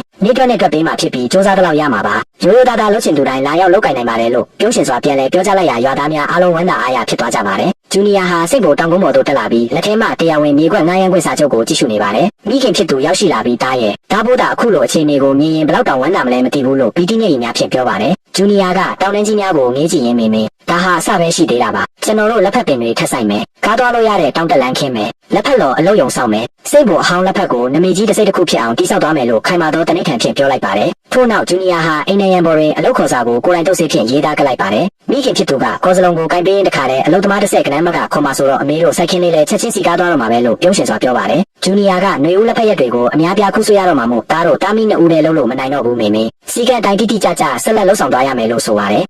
်စိတ်ဘိုအိမ်နယံတွင်ကထားသောအလုပ်ခေါ်စာရှိသူရွာသားများအစုလိုက်အပြုံလိုက်ရောက်ရှိလာကြပါတယ်။အပမကြီးမိတ်ဆွေအတော်ဖြစ်သူရွာသူတို့လည်းတောင်းတလုံးကိုကိုင်းဆောင်ကရောက်ရှိလာပြီးနေရန်ပေါ်ရှိစီကန်းချက်များကိုဖတ်ရှုနေပါတယ်။ထိုစဉ်ဂျူနီယာထွက်လာတော့အခါထိုမျိုးသမီးကပြုံးရှင်စွာဖြင့်လင်းကျန်ရဲ့အတော်လက်ဖက်ခူးအလုပ်သမားဖြစ်ရှောက်မလို့ပါ။ငယ်ငယ်တုန်းကလက်ဖက်ဆက်ယုံမှာ3နှစ်လောက်ဖူးလို့လက်ဖက်ခူးတာအယမ်းမြင်ပါတယ်။အညုပ်တွေကိုမပျက်စီးစေရပါဘူးလို့ဝမ်းသာအားရလာရောက်လျှောက်ထားပါတယ်။ဂျူနီယာကစာအုပ်ထဲတွင်မှတ်သားလိုက်ပြီးဝမ်းတော်လက်ဖက်ခူးအလုပ်သမားတပတ်ခါနန်းနပိုင်းရောက်လာခဲ့ပါလို့ဆိုရာထိုမျိုးသမီးကအလွန်ဝမ်းသာသွားပါတယ်။ဘေးနားရှိအမျိုးသားရွာသားများကလည်းကျွန်တော်လည်းအထွေထွေအလုပ်သမားဖြစ်လျှောက်ပါတယ်။ကြောက်တုံးမတာပေါင်းမြက်ရှင်းတာတွေလုပ်နိုင်ပါတယ်လို့အပြိုင်ဆိုင်လျှောက်ထားကြပါတယ်။အခြားရွာသားတို့ကလည်းကျွန်တော်အမျိုးသမီးလည်းလက်ဖက်ခူးကျမ်းပါတယ်လို့ဆိုပါတယ်။ဂျူနီယာလည်းစာအုပ်ထဲတွင်လျှောက်ထားသူများ၏နာမည်များကိုတေချာမှတ်သားပေးလိုက်ပါတယ်။ဂျူနီယာနဲ့မိခင်ဖြစ်သူတို့မိဖို့ချောင်းတွင်ရှိနေစဉ်အဖမကြီးနဲ့သူမိအမျိုးသားဦးလေးဖြစ်သူတို့ဟာအိမ်ရှိသို့ရောက်ရှိလာကြပါတယ်။မိခင်ဖြစ်သူကရေနွေးခွက်ကိုကင်ထားရင်းလီတော်လဲလက်ဖက်ခူးလျှောက်ချင်လို့လေမာနတွေလျှော့ပြီးလာလျှောက်ရှာတာပဲ။ငါတော့အေးဆေးပေးလို့ချင်ပါတယ်လို့ဆိုပါတယ်။ဦးလေးဖြစ်သူကစိတ်ဘိုအိမ်ရှိသို့ရောက်ရှိလာပြီးငါလည်းအထွေထွေအလုပ်သမားဖြစ်လုပ်နိုင်ပါတယ်။ပေါင်းမြက်ရှင်းတာကြောက်တုံးမတာ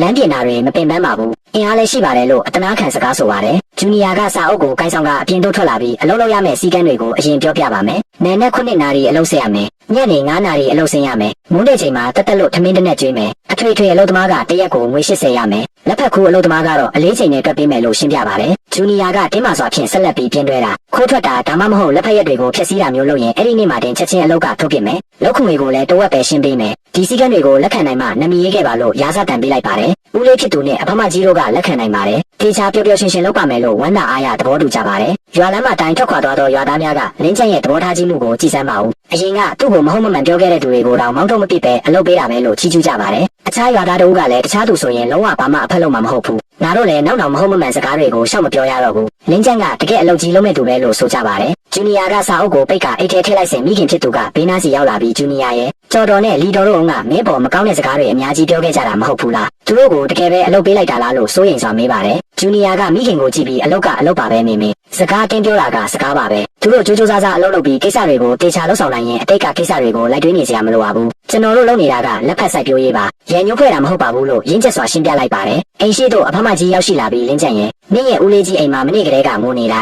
လင်းဟောက်ကအပြင်မှာလူတွေနဲ့ပေါင်းပြီးစီးပွားရေးလုပ်တာမအောင်မြင်ပဲလိမ့်လေခံလိုက်ရလို့အကျွေး3000တောင်တင်သွားတယ်တဲ့အကျွေးရှင်တွေကအိမ်ထိလိုက်တောင်းနေကြလို့အခုတောင်းပန်စရာလည်းမရှိတော့လို့ပါလို့ငိုယိုတနာခံပါတယ်အဖမကြီးကဆက်လက်လေဂျူနီယာရဲ့အဖမကြီးတောင်းပန်ပါတယ်ငါတို့ဟာအတူတူလင်းမိသားစုဝင်တွေပါပဲအခုနင်းရဲ့လက်ဖက်ခင်းကြီးကအဆင်ပြေနေပြီဆိုတော့ငါတို့ကိုငွေ3000လောက်ခိတာချေးပေးပါဦးစာချုပ်ချုပ်ပြီးလက်မှတ်ထိုးပေးပါမယ်နောက်မှဖြည်းဖြည်းချင်းပြန်ဆက်ပါမယ်လို့ဆိုပါတယ်လင်းဟောက်ကလည်းခေါင်းငုံကတစ်ချိန်လောက်ကူညီပေးပါနောက်တော့ပြန်ဆက်ပါမယ်လို့တောင်းဆိုပါတယ်သို့တော့ဂျူနီယာကငွေတော့ပေးမချေးနိုင်ဘူးလို့ပြတ်သားစွာညှင်းဆိုလိုက်ပါတယ်အဖမကြီးကဒေါသတကြီးဖြင့်လင်းချက်အရင်ကငါတို့မခဲ့တာမှန်ပေမဲ့အခုလိုဒုက္ခရောက်နေချိန်မှာရရဆက်ဆက်လစ်လျူရှုရဲတယ်ပေါ့ နင်တကယ်စိတ်တက်ရုံမာတာပဲလို့ရန်တွေ့ပါတော့တယ်ဂျူနီယာကကျွန်တော်ရက်ဆက်တာမဟုတ်ဘူးအခုသူ့ကိုငွေချေးလိုက်ရင်သူဟာဒီငွေနဲ့လောင်စားဆန်ဆန်စီးပွားရေးပြန်လုပ်ပြီးအကျွေးတွေထပ်တင်လာအောင်ပါပဲတစ်ချိန်လဲဘူးရင်တင်ကန်းစာယူရမယ်မဟုတ်ရင်ဒုတိယအချိန်ထပ်လဲဦးမှာပဲလို့တင်းမာစွာပြောလိုက်ပါတယ်ထို့နောက်ဂျူနီယာကလက်ဟောက်ကိုစိုက်ကြည့်ကဆက်ပြောရေးခင်းမှာအခုလက်ဖက်လော်တင်တန်းသားအလုပ်သမားလိုနေတယ်ထမင်းနဲ့နေစရာကျွေးမယ်ပထမလမှာလစာ6ရပေးမယ်လက်ဖက်လော်ပညာတတ်သွားရင်အတိုးနဲ့တွက်ပေးမယ်အဆင်ပြေရင်တစ်လကို2000 3000ထိရနိုင်တယ်အဲ့ဒါဆိုရင်သူ့ရဲ့အကျွေးတွေကိုကိုယ်တိုင်ဆက်နိုင်လိမ့်မယ်လို့လမ်းကြောင်းတိတ်ညွှန်ပြပေးလိုက်ပါတယ်လေးဟောက်ကပါငါ့ကိုလက်ဖက်လော်တင်တန်းသားခိုင်းမလို့လား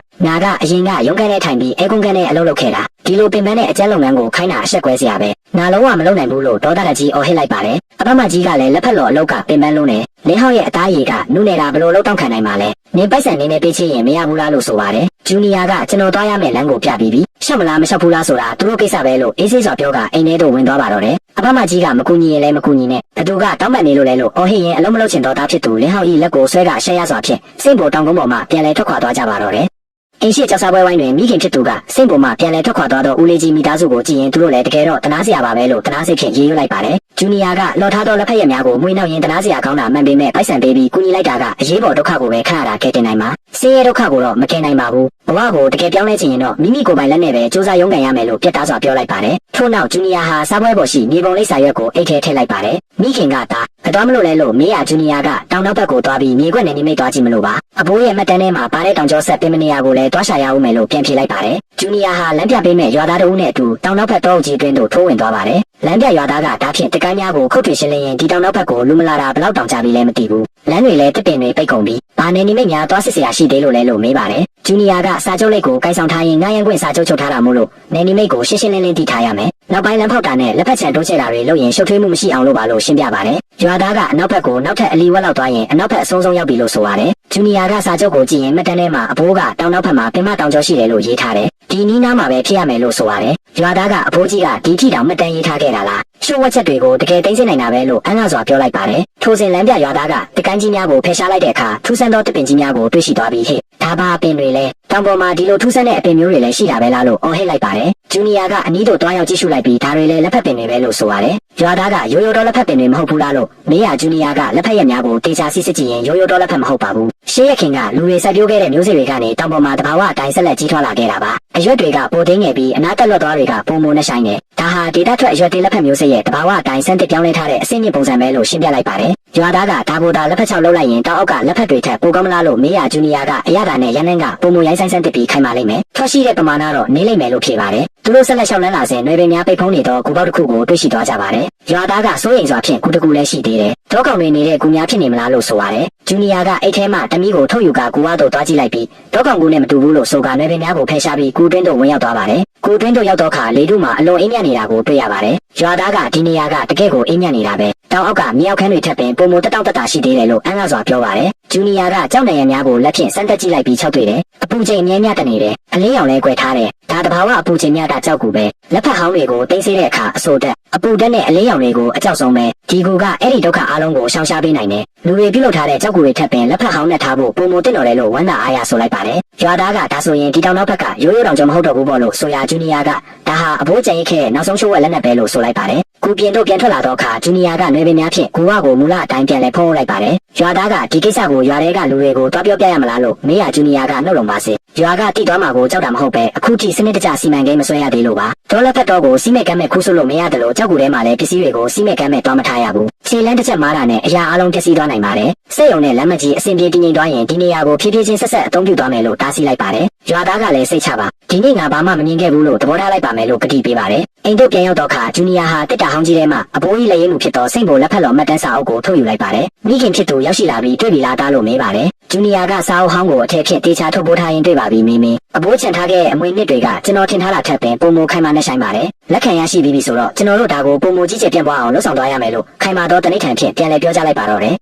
နနခင်းနေရောက်ကြီးအောက်တွင်စိတ်ပေါ်တောင်ကုန်းပေါ်ရှိစိမ့်နှန်းဆိုပြီးတော့လက်ဖက်ဆိုင်ခင်းကြီးထဲကအလုသမားများဟာစနစ်တကျလက်ဖက်ရက်ခိုးဆွနေကြပါတယ်အပမကြီးမိတ်ဆွေတော်ဖြစ်သူရွာသူကဘေးနားရှိအလုသမားအားလင်းကျက်ပြောထားတယ်ကြီးလုံးနဲ့အရွက်တွေမယူရဘူးဖြက်စီးနေတဲ့အရွက်တွေမယူရဘူးလက်မှာချွေးထွက်ရင်လည်းအရွက်တွေကိုတိုက်ရိုက်သွားမခံရဘူးလို့စီကံများကိုတေချာထောက်ပြပြောဆိုနေပါတယ်ထို့နောက်အခုချိန်မှာဘသူကများဒီလက်ဖက်ရက်တွေကိုပရမ်းပါလာလုပ်ရဲမှာလဲဒါတွေအားလုံးကပိုက်ဆံတွေကြီးပဲဒါ ဟာလင်းကျန်းကငါတို့ကိုပေးထားတဲ့ထမင်းခွက်ပဲလို့လင်းကျန်းပေါ်ကျေးဇူးတင်စကားဆိုလိုက်ပါတယ်ထို့နောက်အလုပ်ရုံအတွင်းကဂျူနီယာဟာလက်ဖက်စိမ်းရက်များကိုလက်နှစ်ဖက်ဖြင့်မယူကာစစ်စစ်ဆိုင်ကြည့်နေပါတယ်ထို့နောက်အလုပ်သမားများကိုဒီနေ့ပထမဆုံးအတုပ်ကိုမိနစ်ကသတ်မှတ်ထားတဲ့စီကံတိုင်းလုပ်ရမယ်နေ့ချိန်နေပါစေအရင်လိုပြီးစီကံပြတ်လို့မရဘူးလို့မှာကြားလိုက်ရအလုပ်သမားများကမှတ်သားထားပါပြီလို့ပြန်လည်ဖြေကြားကြပါတယ်ဂျူနီယာဟာမိဘများရှိတွင်လက်ဖက်လော်နေသောအလုပ်သမားတဦးစီတွားရောက်စစ်ဆေးရထို့သူကအရင်စလိုမိပြင်းပြင်းဖြင့်လော်နေတာကိုသတိပြုမိသွားပါတယ်ဂျူနီယာကထိုသူ၏လက်ကိုတားဆီးလိုက်ပြီးမိအားကိုအရင်မလိုပါနဲ့လက်ဖက်လော်တာမြင်လေကောင်းနေမဟုတ်ဘူးလို့သတိပေးလိုက်ပါတယ်အလုပ်သမားကတိပါပြီးလင်းစရာကြီးလို့ရိုသေစွာဖြေကြားပါတယ်ဂျူနီယာကလက်ဖက်ရက်များကိုကန်ကြည့်ရင်မှတ်တမ်းတွေကစီကံတွေကိုလက်ပေါ်မှာအရင်ဆွဲမြဲပါစေပြီးမှရင်ထဲအထိအလေးကျင့်ဖြစ်သွားလိမ့်မယ်လို့မှာကြားလိုက်ပါတယ်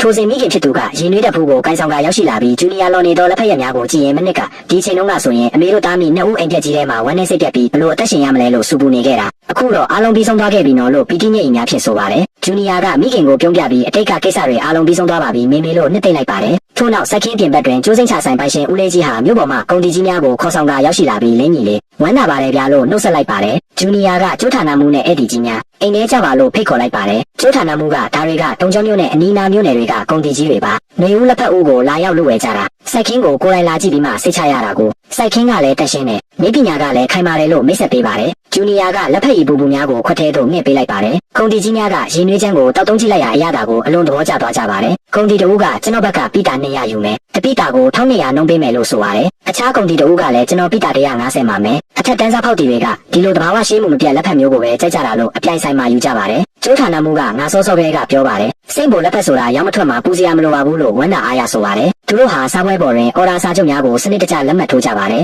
ကုန်တီတဦးကဒီလိုအရှိန်ဟုန်တိုင်းဆိုရင်မနေ့ပြန်ဆက်ပြိုးရေးတိုးချဲ့ပြီးရင်မြို့နယ်အဆင့်ထိပါထိုးဖောက်နိုင်ပြီတောင်နောက်ဘက်ကဒေါ်လက်ဖက်တော်ကိုသာအထူးထုတ်ကုန်ဖြစ်ထုတ်နိုင်ရင်တပိတာကို2000နဲ့တောင်ဝယ်သူတွေမနေဘူးဖြစ်မှာလို့အကြံပေးပါတယ်ထို့တော့ဂျူနီယာကအည်သွေးကိုအရင်ထိမ့်သိမ်းရပါမယ်ထွက်ရှိရဲ့ပမာဏကိုတော့ဖြည်းဖြည်းချင်းပဲတိုးချဲ့ပါမယ်လက်ရနဲ့အရသာလုံးဝမပြောင်းလဲစေရဘူးအဘိုးလက်ထက်ကလေးကတိဆောက်ခဲ့တဲ့အခြေခံကောင်းတွေကိုပျက်စီးမခံနိုင်ပါဘူးလို့ခိုင်မာစွာပြောလိုက်ပါတယ်ကျိုးဌာနမှုကလင်းဌာနမှုကအခုလိုစီစစ်ပြတ်တာတော့ကျွန်တော်တို့ပို့ပြီးစိတ်ချလက်ချခိုင်မာသွားတာပေါ့စိတ်ဘိုလက်ဖက်ရဲ့စီကံတိုင်းပဲဆက်လက်လှုပ်ဆောင်ကြတာပေါ့လို့ထောက်ခံလိုက်ပါတယ်ညနေခင်းနေဝင်ချိန်တွင်စိတ်ဘိုတောင်ကုန်းပေါ်ရှိစိုက်ခင်းကြီးများနဲ့အလုံးယုံကြီးများမှမိကုန်းဝိများတင်းပြန့်စွာထွက်ပေါ်နေပါတယ်ဂျူနီယာဟာရင်နွေးကန်ဆုံးနဲ့တတိများကိုလင်မန်းတွင်တင်ဆောင်ကတောင်ပေါ်ရှိအဘိုးဖြစ်သူ၏ကူဘီမန်စီတို့တူတဲထွက်ခွာလာခဲ့ပါတယ်အဘိုး၏ဘိုးဘေးကြောက်တိုင်ရှိသို့ရောက်တော့အခါဂျူနီယာဟာကူဘီမန်ဘေးနားတွင်လက်ဖက်ပင်အညောက်တလေးတစ်ပင်ကိုစနစ်တကျစိုက်ပျိုးလိုက်ပါတယ်ထို့နောက်အဘိုး၏ကြောက်တိုင်ရှိတွင်တတိများနဲ့လက်ဖက်ရည်ခွက်များကိုပြင်ဆင်ပူဇော်လိုက်ပါတယ်ဂျူနီယာဟာစိတ်ဘိုတောင်ကုန်းပေါ်မှနှွေဦးလက်ဖက်ရက်တင်များကိုယူဆောင်ကရင်နွေးခွက်ထဲသို့ထည့်သွင်းပြီးစမ်းရည်အဖြစ်ခက်ယူထားသောရင်နွေးပူပူများကိုလောင်းထည့်လိုက်ပါတယ်ရွှေဝါရောင်တန်းနေသောရင်နွေးချက်များထက်မှတင်းပြန့်သောလက်ဖက်ရနံ့များလွင့်ပြန်သွားချိန်တွင်ဂျူနီယာဟာနေဝင်ချိန်တောင်တန်းကြီးများကိုငေးကြည့်ရင်ဘိုးဘေးတို့၏အမွေနှစ်ကိုထိမ့်သိမ်းကစိတ်ဘိုလက်ဖက်တစ်စိတ်ကိုပုံမကြီးကျယ်ပြန့်ပွားအောင်ဆက်လက်ဆောင်ရွက်သွားမယ်ဆိုတဲ့တနိဋ္ဌာန်ဖြင့်ပီတိပြုံးလိုက်ပါတော့တယ်